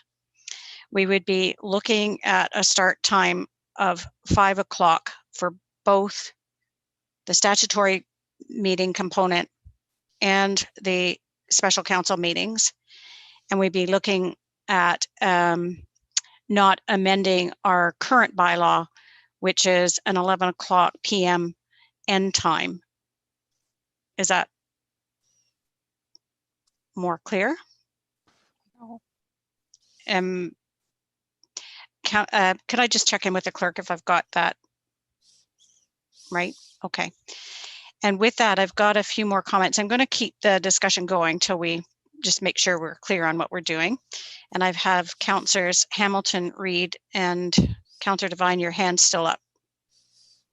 Did you want to speak now? And I'm going to go to you simply because you did second it and I was clarifying it. So I'll go back to Councillor Devine, then Councillor Hamilton, then Councillor Reid. Okay, if you go where it says we've taken up planning and development, okay, and it says not go beyond a 5-hour time limit unless the council votes to go beyond 11 o'clock. So either the 5-hour time limit has to come out of there or 11 o'clock.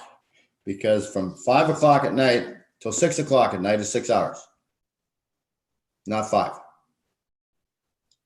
So one of those two things has to come out. Either the 5-hour goes to 6-hour time limit or the 11 o'clock goes to 10 o'clock. Can't have them both because they contradict one another. Yes, I think your math is right on. So I'm proposing we stick to 11 o'clock. You take the 5 hours out. I would propose that. Yeah, if I can get a friendly amendment here, take the 5 hours out and just say not to go beyond 11 o'clock unless it's, unless the council votes on it. Councillor Liggett? We could actually strike that right out of it. That was put in by Councillor Hamilton, who rewrote this whole motion that you're seeing here. So that was part of what he had wanted to be in there. So we could actually take that out because our procedural bylaw covers that anyway. So which one are we taking out? The 5 o'clock, the 5 hours, or 11 o'clock? You could strike that whole section, I believe. Can we not, Madam Clerk? It doesn't change. And I will have Madam Clerk speak to that. For you, Madam Chair, you can strike that because it's in your procedure bylaw. You don't need this in your motion.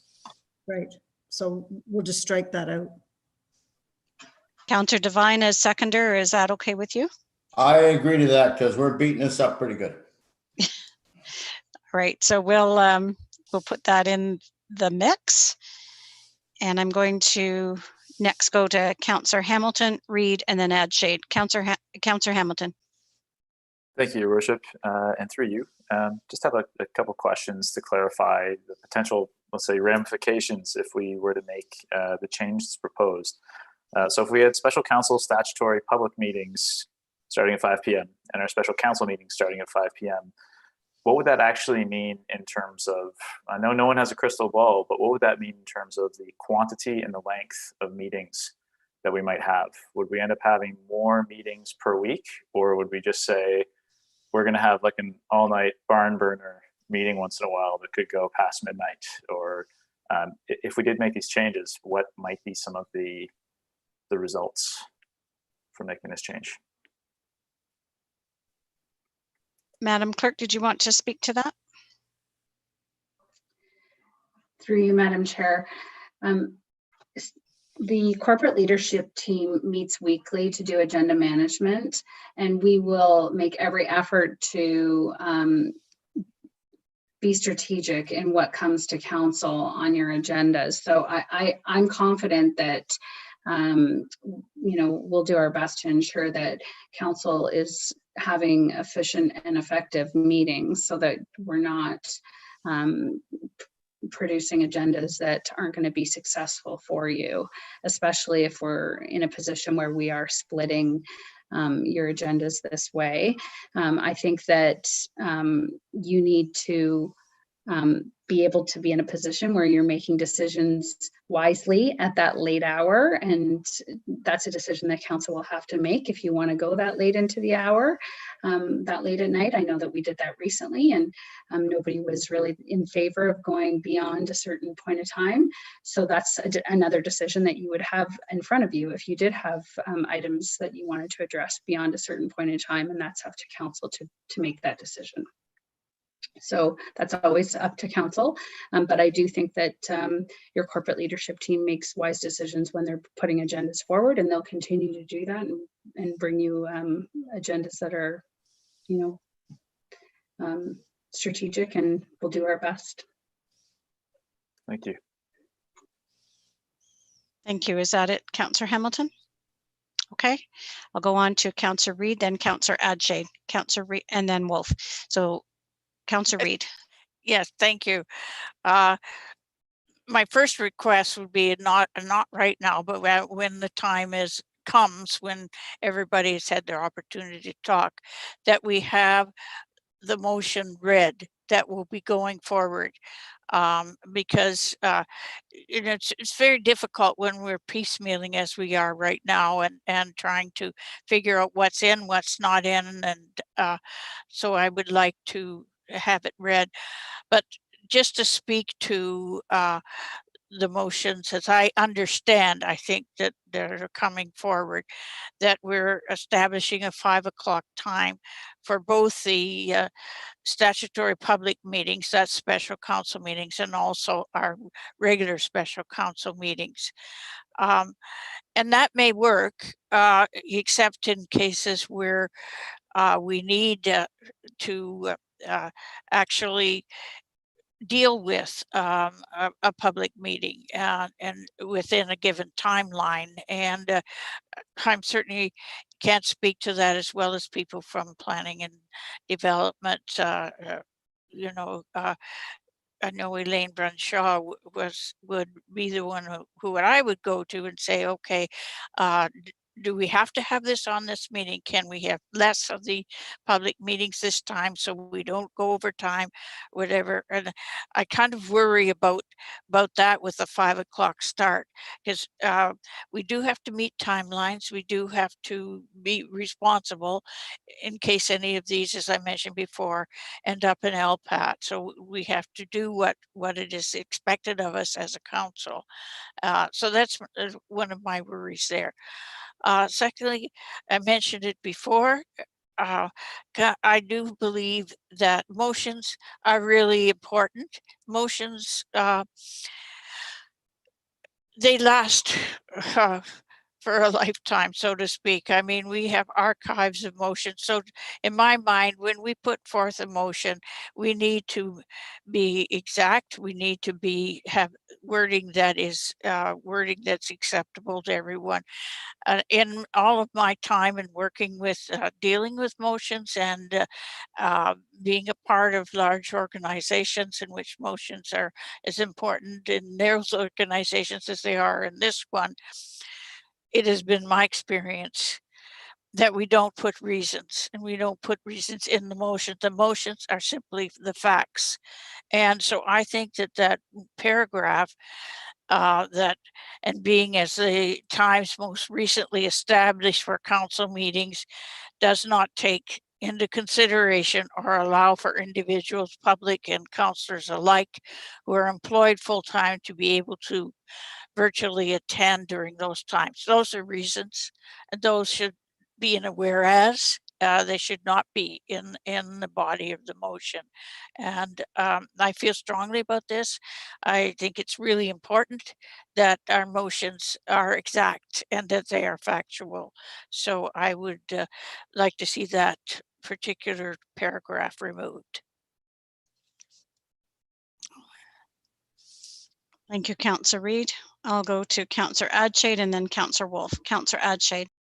Thanks, Your Worship. And unfortunately, I missed most of the conversation about our meeting times. I was booted out and then I couldn't hear, but it seems okay now.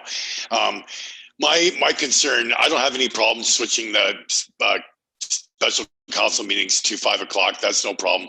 I do have a concern about with the planning and development meetings that I think we should continue to start that during the day. Some of them have been enormously long, and I don't think we'd be able to get the agenda completed in time unless we start during the day, depending on how many delegates we get. So I think we should keep that time at 10 o'clock. And also I think Councillor Mann brought something up about the staffing. I couldn't hear his whole speech, but that is a real problem with staffing. So that's my basic view on this motion. Thank you. Councillor Wolf.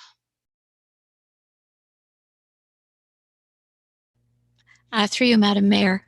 I too have concerns about the special public meetings. starting at 5, and especially since we don't have a limit, 6-hour limit there. I would prefer that they start at 10 and our regular meetings go to 5. And I just think, our last meeting, I know staff tries to do the best they can, but our last meeting was basically 13 hours. And we had a meeting starting at 10, another meeting scheduled at 6. So I think, we could see where that was going. So I really would prefer more meetings, like 1 per week or 3 a month, than these massively long meetings, because frankly, they're just bad for our health. I think my back was out the next day, talking to other counselors. It's hard on staff, it's hard on the public if they're trying to follow it, and it's hard on us. So I really would support the 5 o'clock for regular meetings, but for the public meetings where the people are having to phone in and can phone in as many as they want, to start at 10 in the morning. Thank you. Thank you. And seeing no hands raised, I did want to add in a couple of comments. Certainly 5 o'clock start for council meetings is something that I would support. And I would certainly support a separated out, depending on the agenda, of the special council statutory public meetings to start earlier in order for us to get through the number of delegations that sometimes call in there. And I would also say that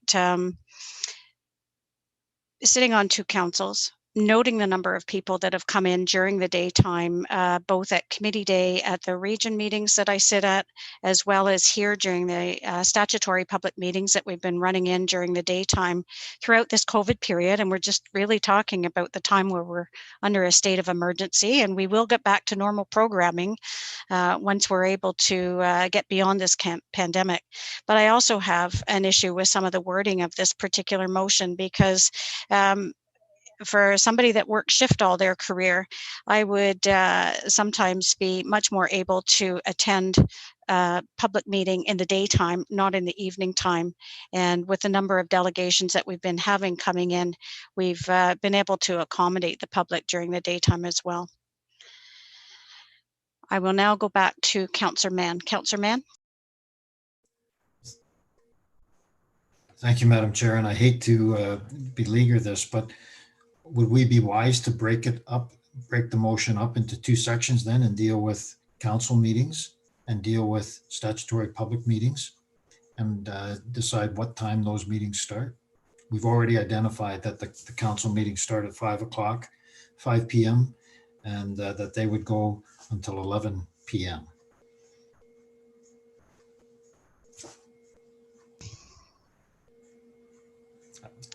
I guess maybe it's a question for the clerk and for Councillor Liggett and Councillor Devine. Do we break this out so that we can identify what start times for 2 different meetings? Through you, Madam Chair. Are you comfortable with that, Councillor Liggett?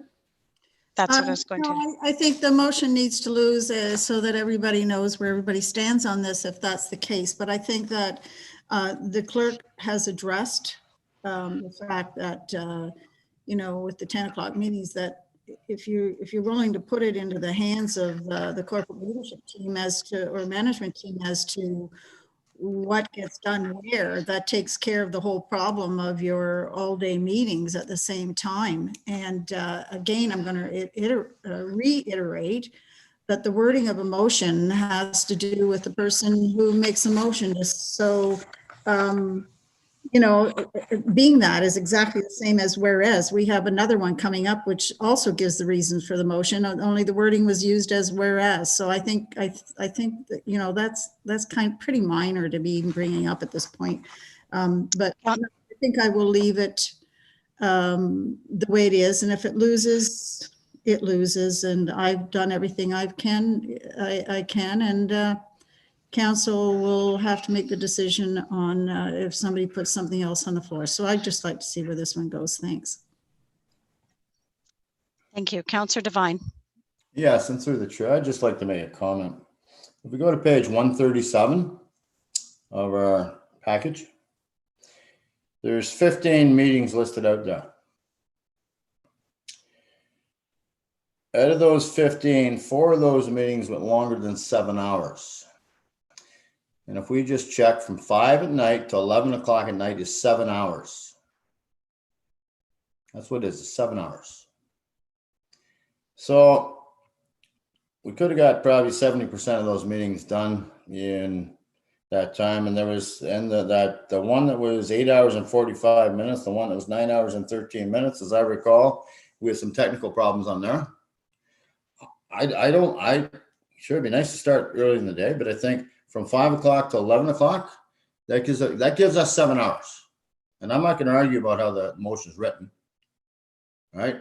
So let's get on with it. We've got time to do business. And as the city clerk has said, I'm not going to quote her, but city staff is smart enough to arrange what they have to arrange to get it done. And I believe that. Okay. And Danielle will do what she's got to do to make this work. So I'm in favor of the motion. We can piecemeal it all we want, but let's get on with it. Thank you. Thank you, Councillor Devine. And I would point out that from 5 p.m. till 11 p.m. is 6 hours. Just doing the math. Yes, you're absolutely right. I can't do my sums and gazindas. It happens. And I would also say that while we're sort of struggling with what's in front of us as a motion, that's just another part of being virtual and in very different rooms. So I'm going to have Madam Clerk at this time to read the motion as amended by that Councillor Liggett and Councillor Devine, who first and seconded it. Go ahead, Madam Clerk. I'm going to do my best. Councillor Liggett, jump in if you need to help me with this.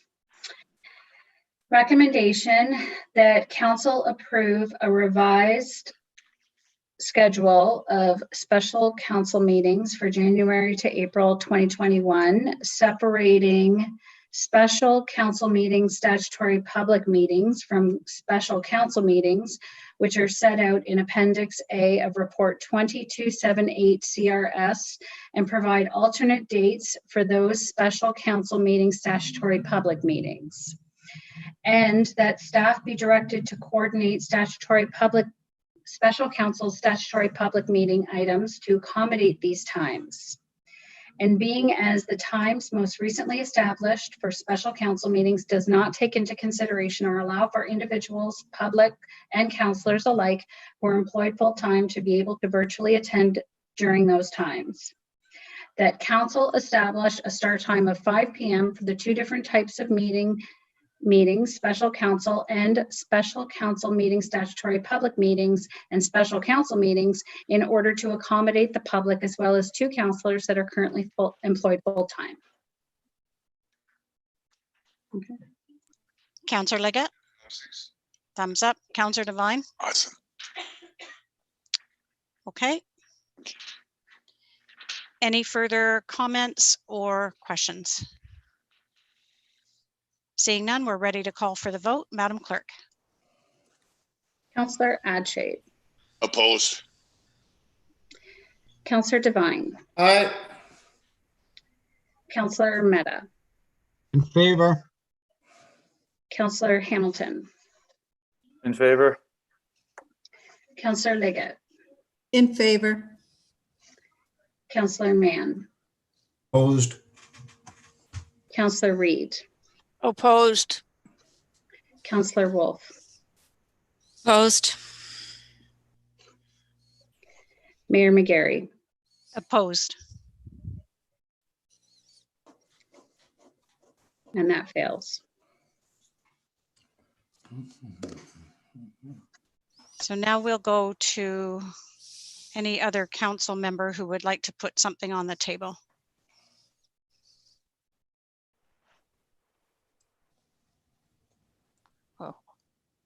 Councillor Mann. Thank you, Madam Clerk. I would like to put a motion on the table, something to the effect that our special council meetings, that the start time of our special council meetings start at 5 p.m. and go no later than 11 p.m. in accordance with our confirmatory, or with our statutory, our bylaw. And maybe Danielle could do some wordsmithing on that for me. Madam Clerk? May I inquire through you, Madam Chair, Councillor Mann, special council meetings for statutory public meetings or those days, did you want to do anything different on those days? What I was going to do was I was going to break it out so that we deal with council meetings and statutory public meetings separately. Okay. So proposing through you, Madam Chair, that special council meetings 5 p.m. to no later than 11 p.m. in accordance with our procedure bylaw. Bylaw, thank you. And then and just deal with that as one motion at a time. Yes.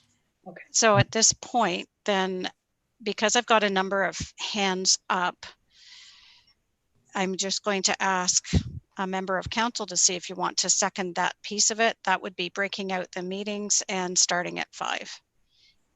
Councillor Hamilton, are you seconding? Yes. Okay, Councillor Hamilton is seconding. I have a number of hands on the screen. Could somebody please take them all down? I'm going to ask you to put it up so that you can speak just to this.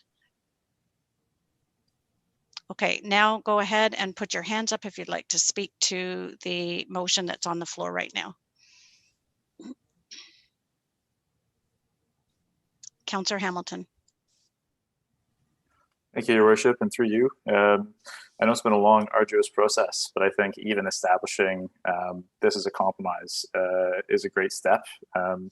I know for me, it's difficult to do the all-day meetings because I do have other employment, but necessity is the mother of all invention, and it's a pandemic. And as I think I'm lucky to have a job and jobs right now, considering what's going on nationally and globally. So that's a difficulty I'll have to face, and necessity is a mother of all invention. So I'll figure out something. And I think that Councillor Mann's motion is a very reasonable step considering the past discussion that we've had over the last hour and a half. So I just want to back it up and give it my support. Thank you. Councillor Devine, and then Councillor Leggett. Councillor Devine. I absolutely have no problem with 5 o'clock. I didn't have a problem with it before in the first motion, so I have no problem with it. Thanks. Thank you. Councillor Leggett. I'm just asking for a poll vote on both of these, please. Thank you. Thank you. I think most of them are the way we vote, but we'll be able to do that. Anybody else speaking to the motion?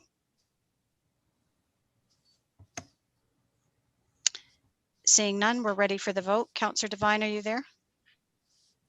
Yep. Sorry, you went for a spin there. Sorry, I was just waiting for my computer to conk out. That's all. Nothing serious. Okay. Seeing no further hands up, Madam Clerk, we're ready for the vote. Madam Clerk. This is the 5 p.m. to 11 p.m. just on special council meetings. Councillor Adshade. In favor. Councillor Devine. Aye. Councillor Mehta. In favor. Councillor Hamilton. In favor. Councillor Leggett. In favor. Councillor Mann. In favor. Councillor Reid. In favor. Councillor Wolf. In favor. Mayor McGarry. In favor. And that carries. Okay. I now see Councillor Devine's hand is up. Go ahead, Councillor Devine. Yeah, I'd like to make a motion. We get a seconder for statutory public meetings. And Go ahead, yeah, just go ahead and we'll look for a seconder after.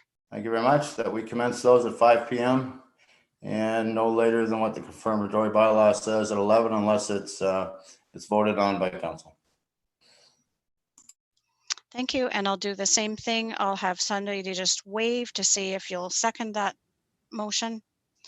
Councillor Liggett will second that motion. And I think Madam Clerk will go ahead. I believe Go that ahead. for you, Madam Chair. I believe we just voted on that and that failed. Well, I'm not sure we did because there was The concern statutory public meetings? We did. Well, but I think there was concern raised about how the motion was written, and this one is clean. So it has no effect on how the motion is written. I believe that was a concern by some councillors. The 5 o'clock also failed, so. Councillor Liggett, just wait for a moment, please. Put your hand up. Madam Clerk, can you recall the vote? Or I do have the vote right in front of me, and I feel like that would be considered a reconsideration. So the special council meeting that we just voted on, just so that I'm clear, didn't include or did include the statutory public meetings?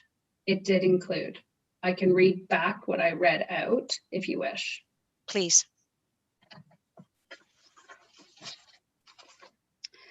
This was the revised motion that Councillor Liggett put forward, seconded by Councillor Devine, that council approve a revised special council schedule, a revised schedule of special council meetings for January to April, separating special council statutory public meetings from council meetings, which are set out in Appendix A of Report 2278 CRS, and provide alternate dates for those special council statutory public meetings, and that staff be directed to coordinate statutory public meetings items to accommodate these times. And being as these times most recently established for special council meetings does not take into consideration or allow for individuals, public and councillors alike who are employed full-time to be able to virtually attend during those times. The council establish a start time of 5 p.m. for the two different types of meetings, special council and special council statutory public meetings and special council meetings, in order to accommodate the public as well as at least two councillors that are currently employed full-time. And the results of the vote: Councillor Adshade opposed, Councillor Devine in favor, Councillor Mehta in favor, Councillor Hamilton in favor, Councillor Liggett in favor, Councillor Mann opposed, Councillor Reid opposed, Councillor Wolf opposed, Mayor McGarry opposed. And then the motion that we just voted on that was brought forward from Councillor Mann and seconded by Councillor Hamilton. All in favor. Could you read that motion out for me again? Thank you. Absolutely. That special council meetings begin at 5 p.m. and end at 11 p.m. in accordance with the procedure bylaw.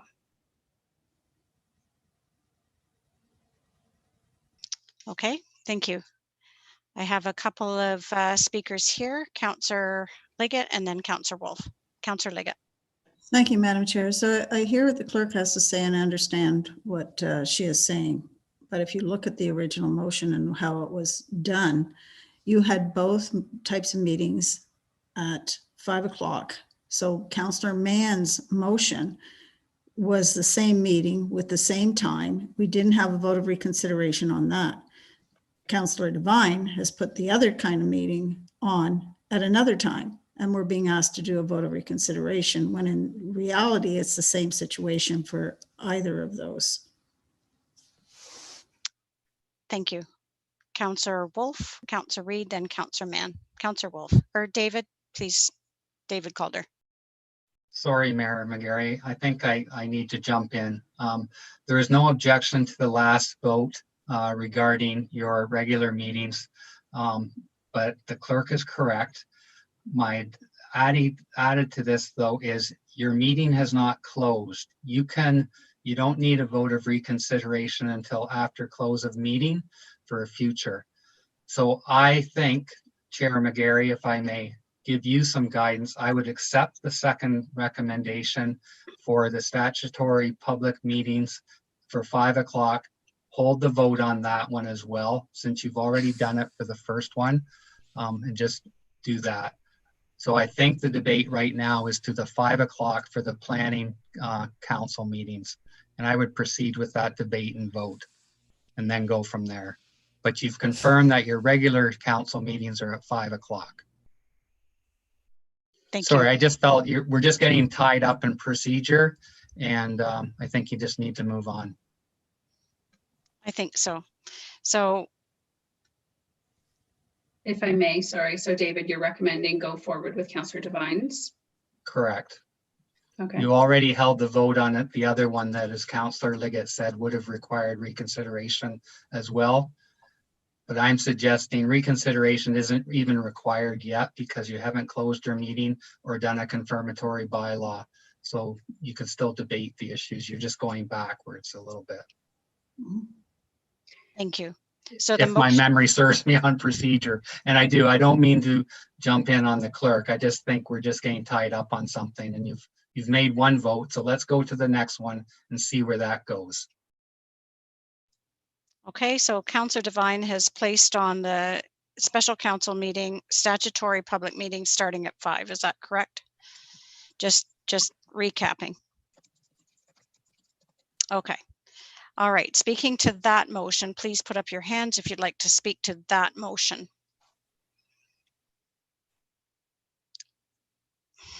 Come on.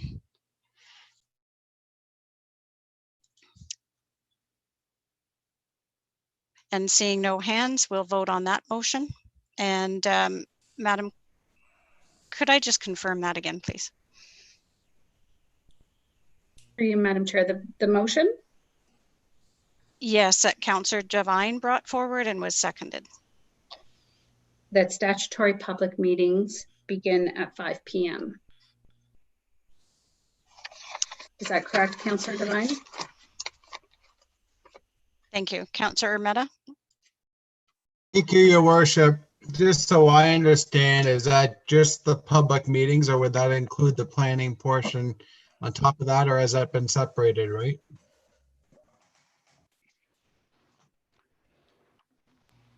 Yes, it is separated.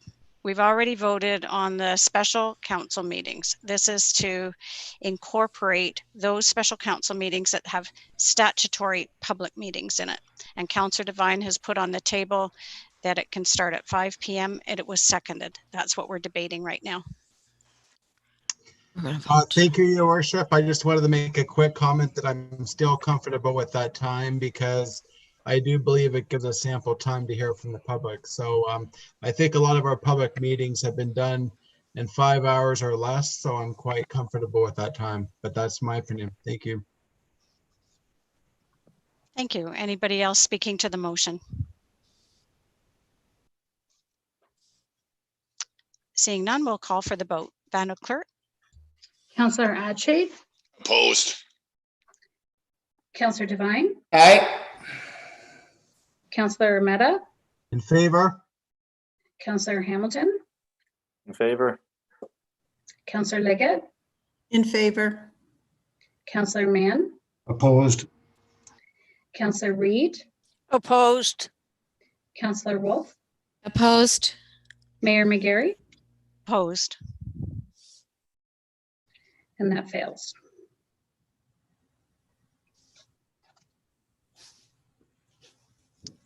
Councillor Wolf, go ahead, Councillor Wolf, and then Councillor Reid. I would like to move that we start our special public planning or statutory public planning meetings. Is that the correct version? At 10 a.m. in the morning. And I'm just going to have you actually physically wave your hand for a seconder for that. Councillor Reid. And anybody that would like to speak to this motion, Councillor Reid, your hand is up. Yes, I would like to speak to this motion. I know we've talked at great length, but still I think it's important that we understand that those statutory public meetings are a part of planning and development indeed, but they are a part of also what may happen if we end up in LPAT. And I think it's really important that we have the time allowed to do them within the times that we need to do them. And sometimes, as we found out, it takes a long time in order to complete it, so that we can ensure that the public has an opportunity to speak to those meetings. And that's probably the most important part about those meetings, is that the public has that opportunity. So starting at 10 in the morning then does allow the public to have that opportunity to speak to those meetings. And I think that that's something that we should do, and I'm fully in support of that. Thank you. Thank you. Councillor Liggett. Sorry, my screen's not working right here. You know, I hear, Madam Chair, I hear what Councillor Reid is saying, but what staff is capable of doing, no matter what timing that we choose, is to make sure that you know, the public is heard, the developers are heard, the timing would never get to an LPAT. You know, everything would be arranged so that we are well within those timeframes. So thank you. Thank you. Would anybody else like to speak to this before I call the vote? Seeing none, I think we're ready for the vote. Madam Clerk. Councillor Adshade, In favor? Councillor Devine, Nay. Councillor Mehta, Opposed? Councillor Hamilton, In favor? Councillor Liggett, Opposed? Councillor Mann, In favor? Councillor Reid, In favor? Councillor Wolf, In favor? Mayor McGarry. In favor. That carries. Thank you. I'm just going to look at members of council. Would you like to go to the next item, or do you need a break? Seeing nobody, Let's try and finish up, please. if everybody's set to go, we'll go to the next one. Through you, Madam Chair, could we make sure that we finish the rest of that item? There's still, I just want to finalize the recommendation associated with this report.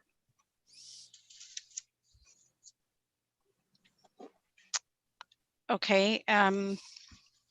Councillor Devine has the motion. Oh, okay. Just give me a second here. I lost my screen for a moment, so just give me a sec. Give me a second to find it. Okay, where are we here? Devine.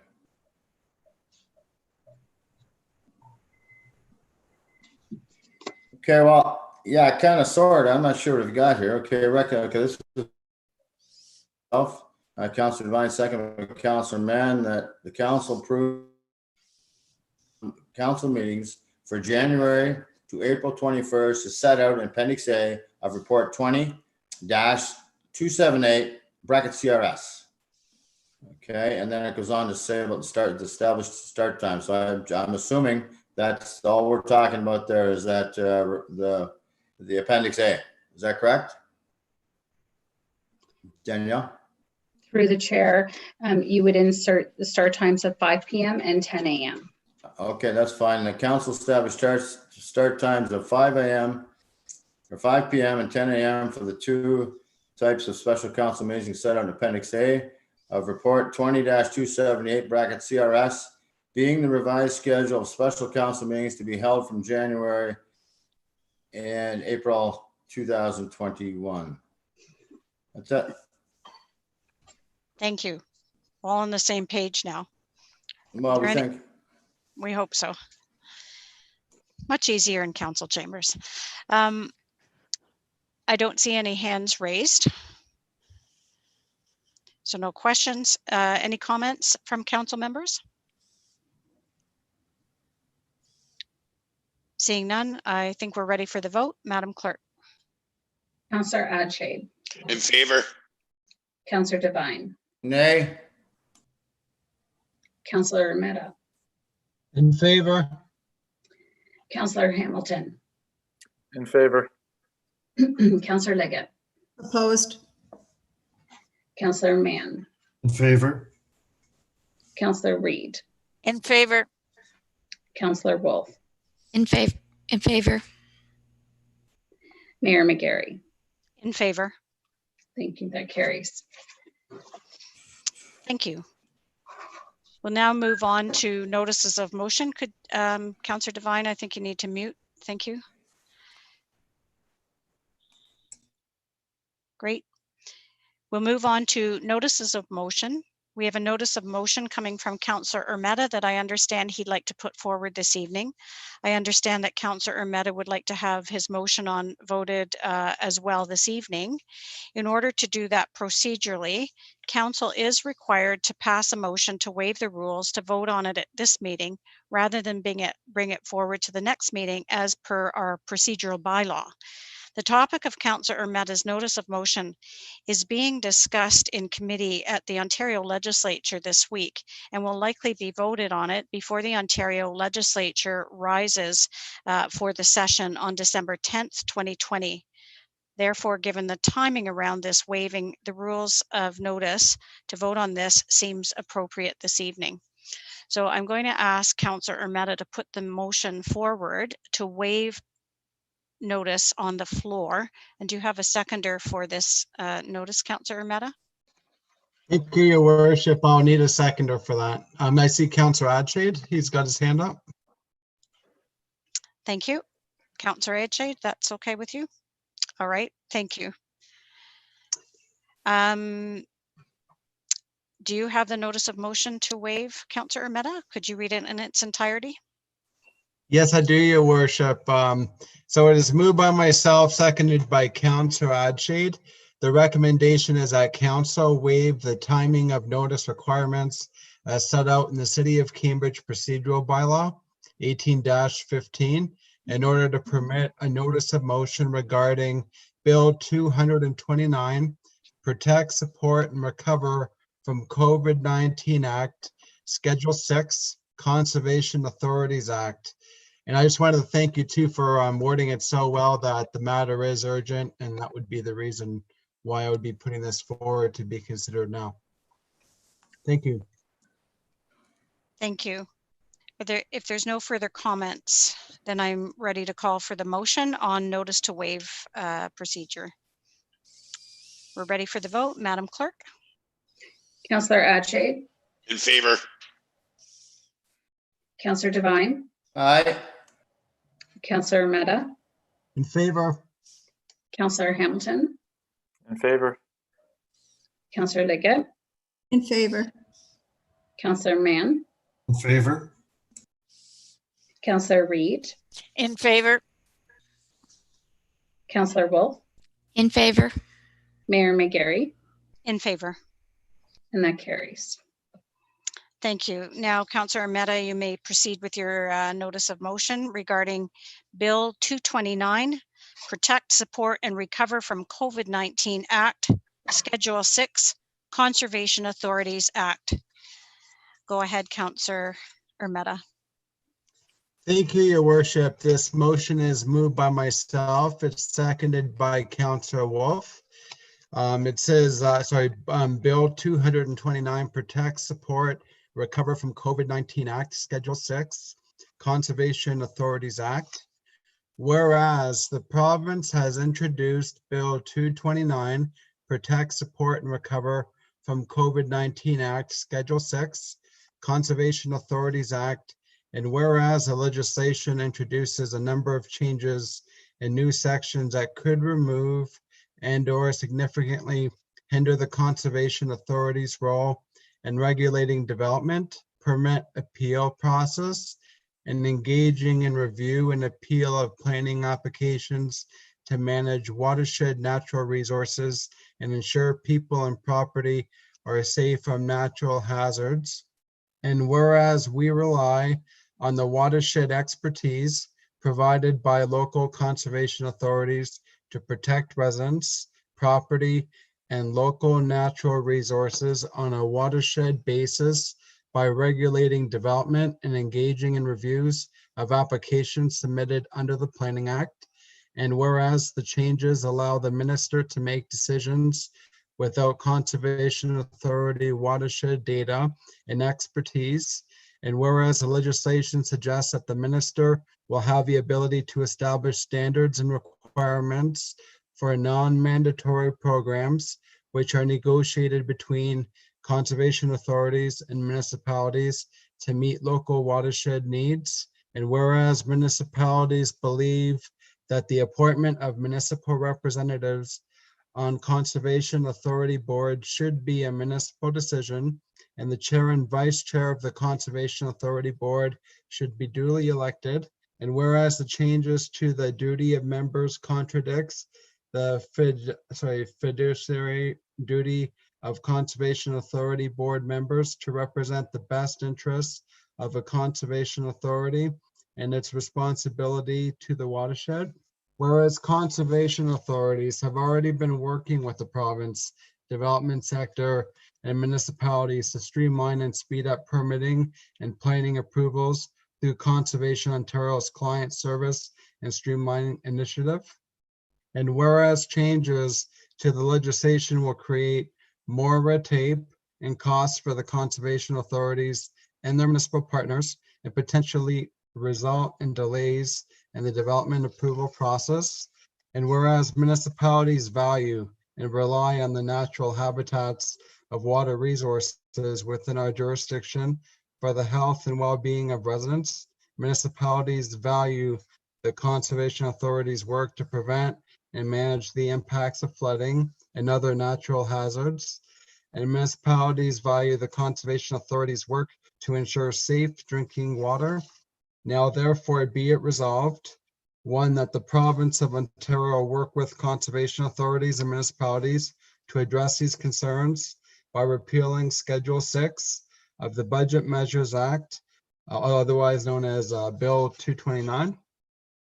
That the province of Ontario delay any enactment of clauses affecting municipal concerns and provide at minimum an 18 to 24 month transition period so that changes can be appropriately incorporated into both municipal and conservation authority budgets. 3, that the budget continue to work with that the province continue to work with conservation authorities to find workable solutions and to reduce red tape and create conditions for growth. 4, that the province respect the current conservation authority and municipal relationships. And 5, that the province embrace the long-standing partnership with the conservation authorities and provide them with tools and financial resources they need to effectively implement their watershed management role.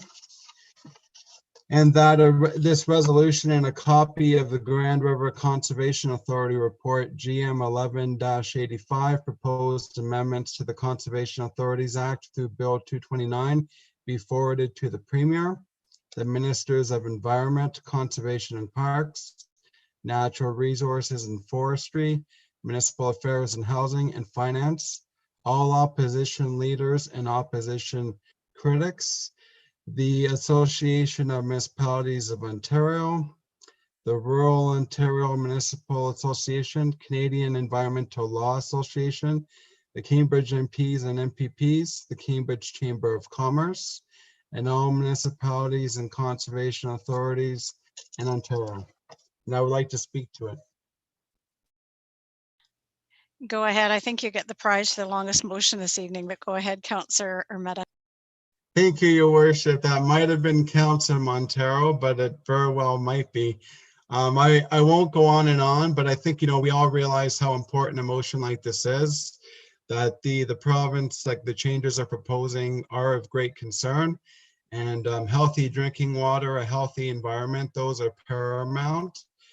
And obviously, we all want to reduce red tape, and I think we've done a very good job of that. And if there is more work to be done, the province should focus on other areas and not put our environment at risk. So it's a concern of mine, and I think that we need to send a very strong message to the province that there are other ways to do things better, and we need to continue to remind them of the value of our conservation authorities and the awesome work they do.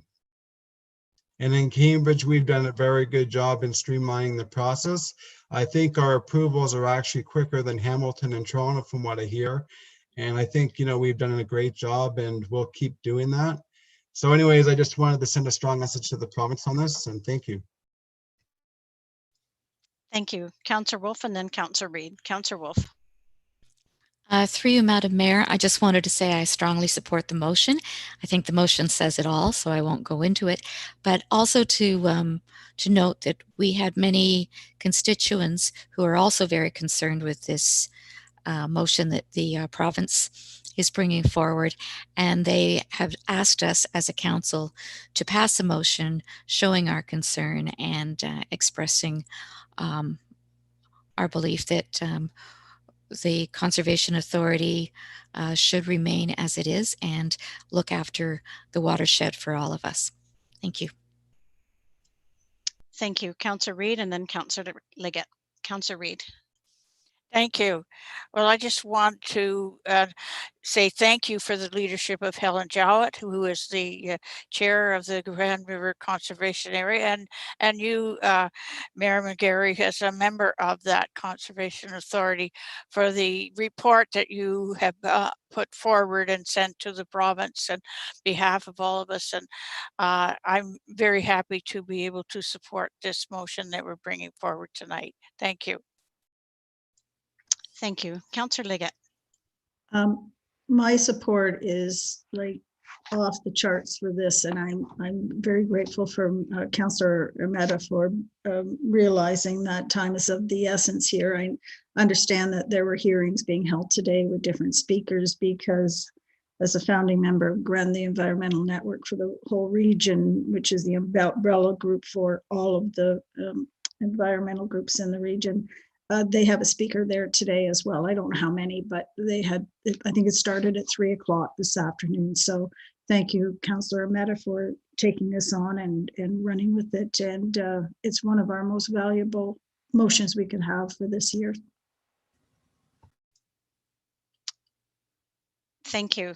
And I do want to also add in a few comments, and I certainly appreciate the passion that our council members feel for conservation authorities, and in particular our Grand River Conservation Authority. And I appreciate the comment that certainly as a regional councillor, I am a director on the board of the GRCA, and we did indeed send out a motion, a resolution to the above named in the motion people that need to have it. So I also wanted to commend Councillor Ermetta for bringing this forward. I know that it is something I'm very passionate about. Certainly there's alarm being raised from conservation authorities across Ontario, and I know that any of the tables that I sit at, which is the Ontario Big City Mayors, AMO, as well as the region of Waterloo and area municipalities, are all forwarding like motions today. Several things do come to mind. It's not just the development issues that could run into to issues if indeed the recommendations from conservation authorities are not followed by possible developments, but it's also the fiduciary duty. And in part of this, in section 6 that came forward with the Bill 229, municipalities were not consulted on this, neither were conservation authorities when this was put forward. But one of the pieces that's most troubling to myself as a board member is that the fiduciary duty for myself as director on the Conservation Authority right now is to the Conservation Authority. I represent my municipality, but my fiduciary duty is to the Conservation Authority. Under what is proposed legislation right now, the fiduciary duty would go to the municipal councillors, and it would only be municipal councillors and nobody from the general public that would be sitting on the boards. So that is very troubling to me. And I also did want to say that conservation authorities are organizations that we hold very dear in this community. I know that it's source water protection, it's the environmental and climate change mitigation that's very important. We have many programs that we all consider incredibly important, and not least of all, running education programs so that our future generations will be able to learn about our natural environment and how important our groundwater and our river system is. And the last thing I wanted to say is that from what I see in this bill, it would dismantle enough of the programs that the whole watershed would not be dealt with as an integrity. The integrity of the watershed would fall apart. It would be legislated in future, if this bill passes, in a piecemeal fashion. And we know that as water flows downstream, whatever happens upstream from that municipality can certainly affect the drinking water of the municipalities that follow. So I hear the passion of people that have already spoken, and I very, very strongly support this. And again, thank you, Councillor Mehta, for bringing this forward. Is there anybody else that would like to speak to this? Seeing none, we're ready to call for the vote. Madam Clerk. Councillor Ache, In favor. Councillor Mehta, or sorry, Councillor Devine, Aye. and Councillor Mehta, In favor. Councillor Hamilton, In favor. Councillor Liggett, 100% in favor. Councillor Mann, In favor. Councillor Reid, In favor. Councillor Wolf, In favor. Mayor McGarry, In favor. and that carries. Thank you. Our next notice of motion is from Councillor Liggett regarding a fire department master plan. This motion will be listed on the December 15th, 2020 special council agenda. So please, Councillor Liggett, proceed with your notice of motion. Go ahead. Due to the current growth of projected and current development permits, that staff be directed to prepare a report to council that looks at whether the city of Cambridge is appropriately served for emergency services of ambulance, fire, and water, and that due to the fires over this past summer where firefighters were hospitalized, this report encompassed the necessary equipment and staffing to handle high-rise development as well as multiple fires at one time, and that this report demonstrates and ensures council and the public through a strategic plan that firefighting capabilities are available for new growth projections, particularly those of heights over 5 stories as per the building code compendium, which lays out that responsibility for controlling the maximum size of buildings to be permitted in a municipality lies with the municipality. Thank you. Thank you, Councillor Liggett. And this motion will be listed on the December 15th, 2020 special council agenda. And we'll move forward next to introduction and consideration of bylaws. And Councillor Liggett, I believe you have this motion. Would you please read it in its entirety?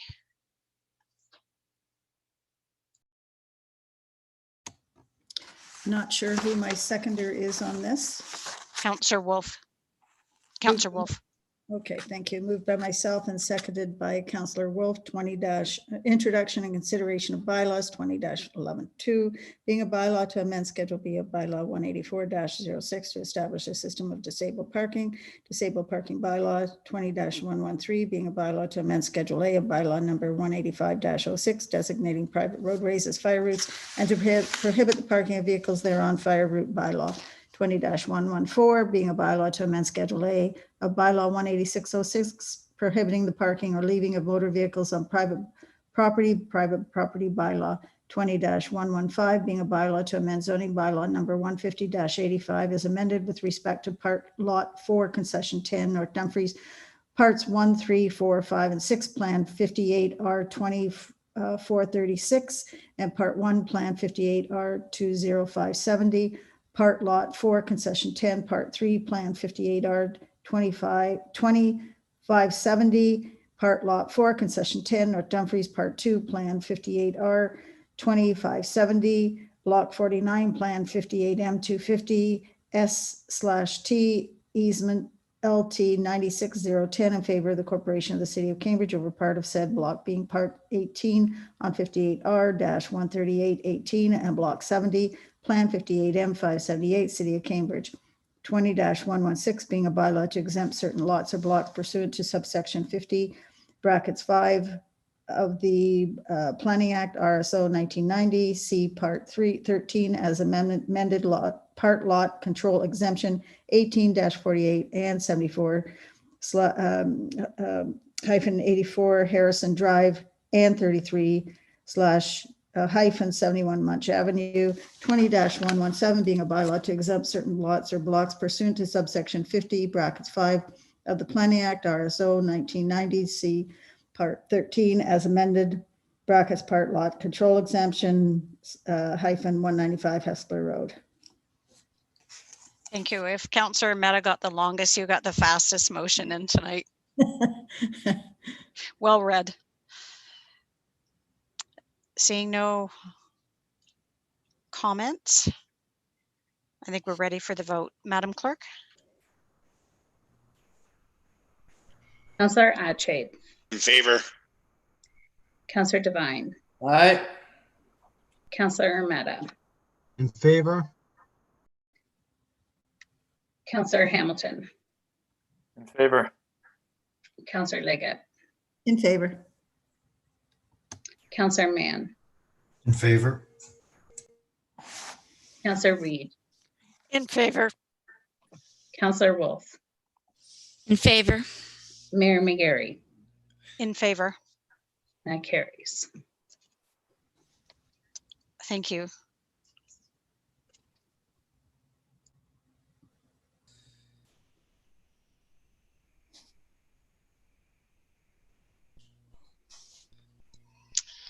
Okay, thank you. Members of council, we are going to have to go back into closed meeting for a short time and before the confirmatory bylaw.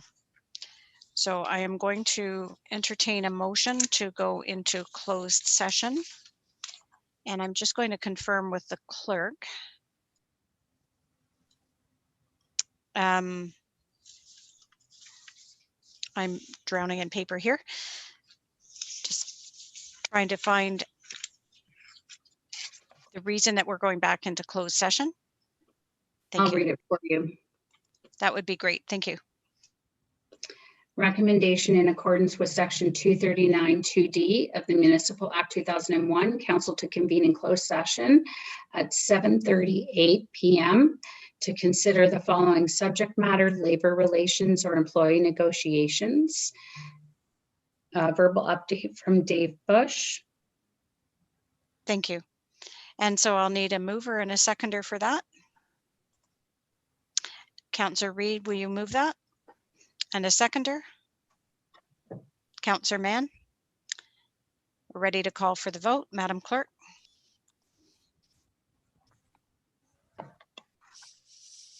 Councillor Adshade. In favor. Councillor Devine. Aye. Councillor Mehta. Favor? Councillor Hamilton. In favor. Councillor Liggett. In favor. Councillor Mann. In favor? Councillor Reid. In favor. Councillor Wolf. In favor. Mayor McGarry. In favor. And that carries. Thank you. So as we turn off the live stream feed,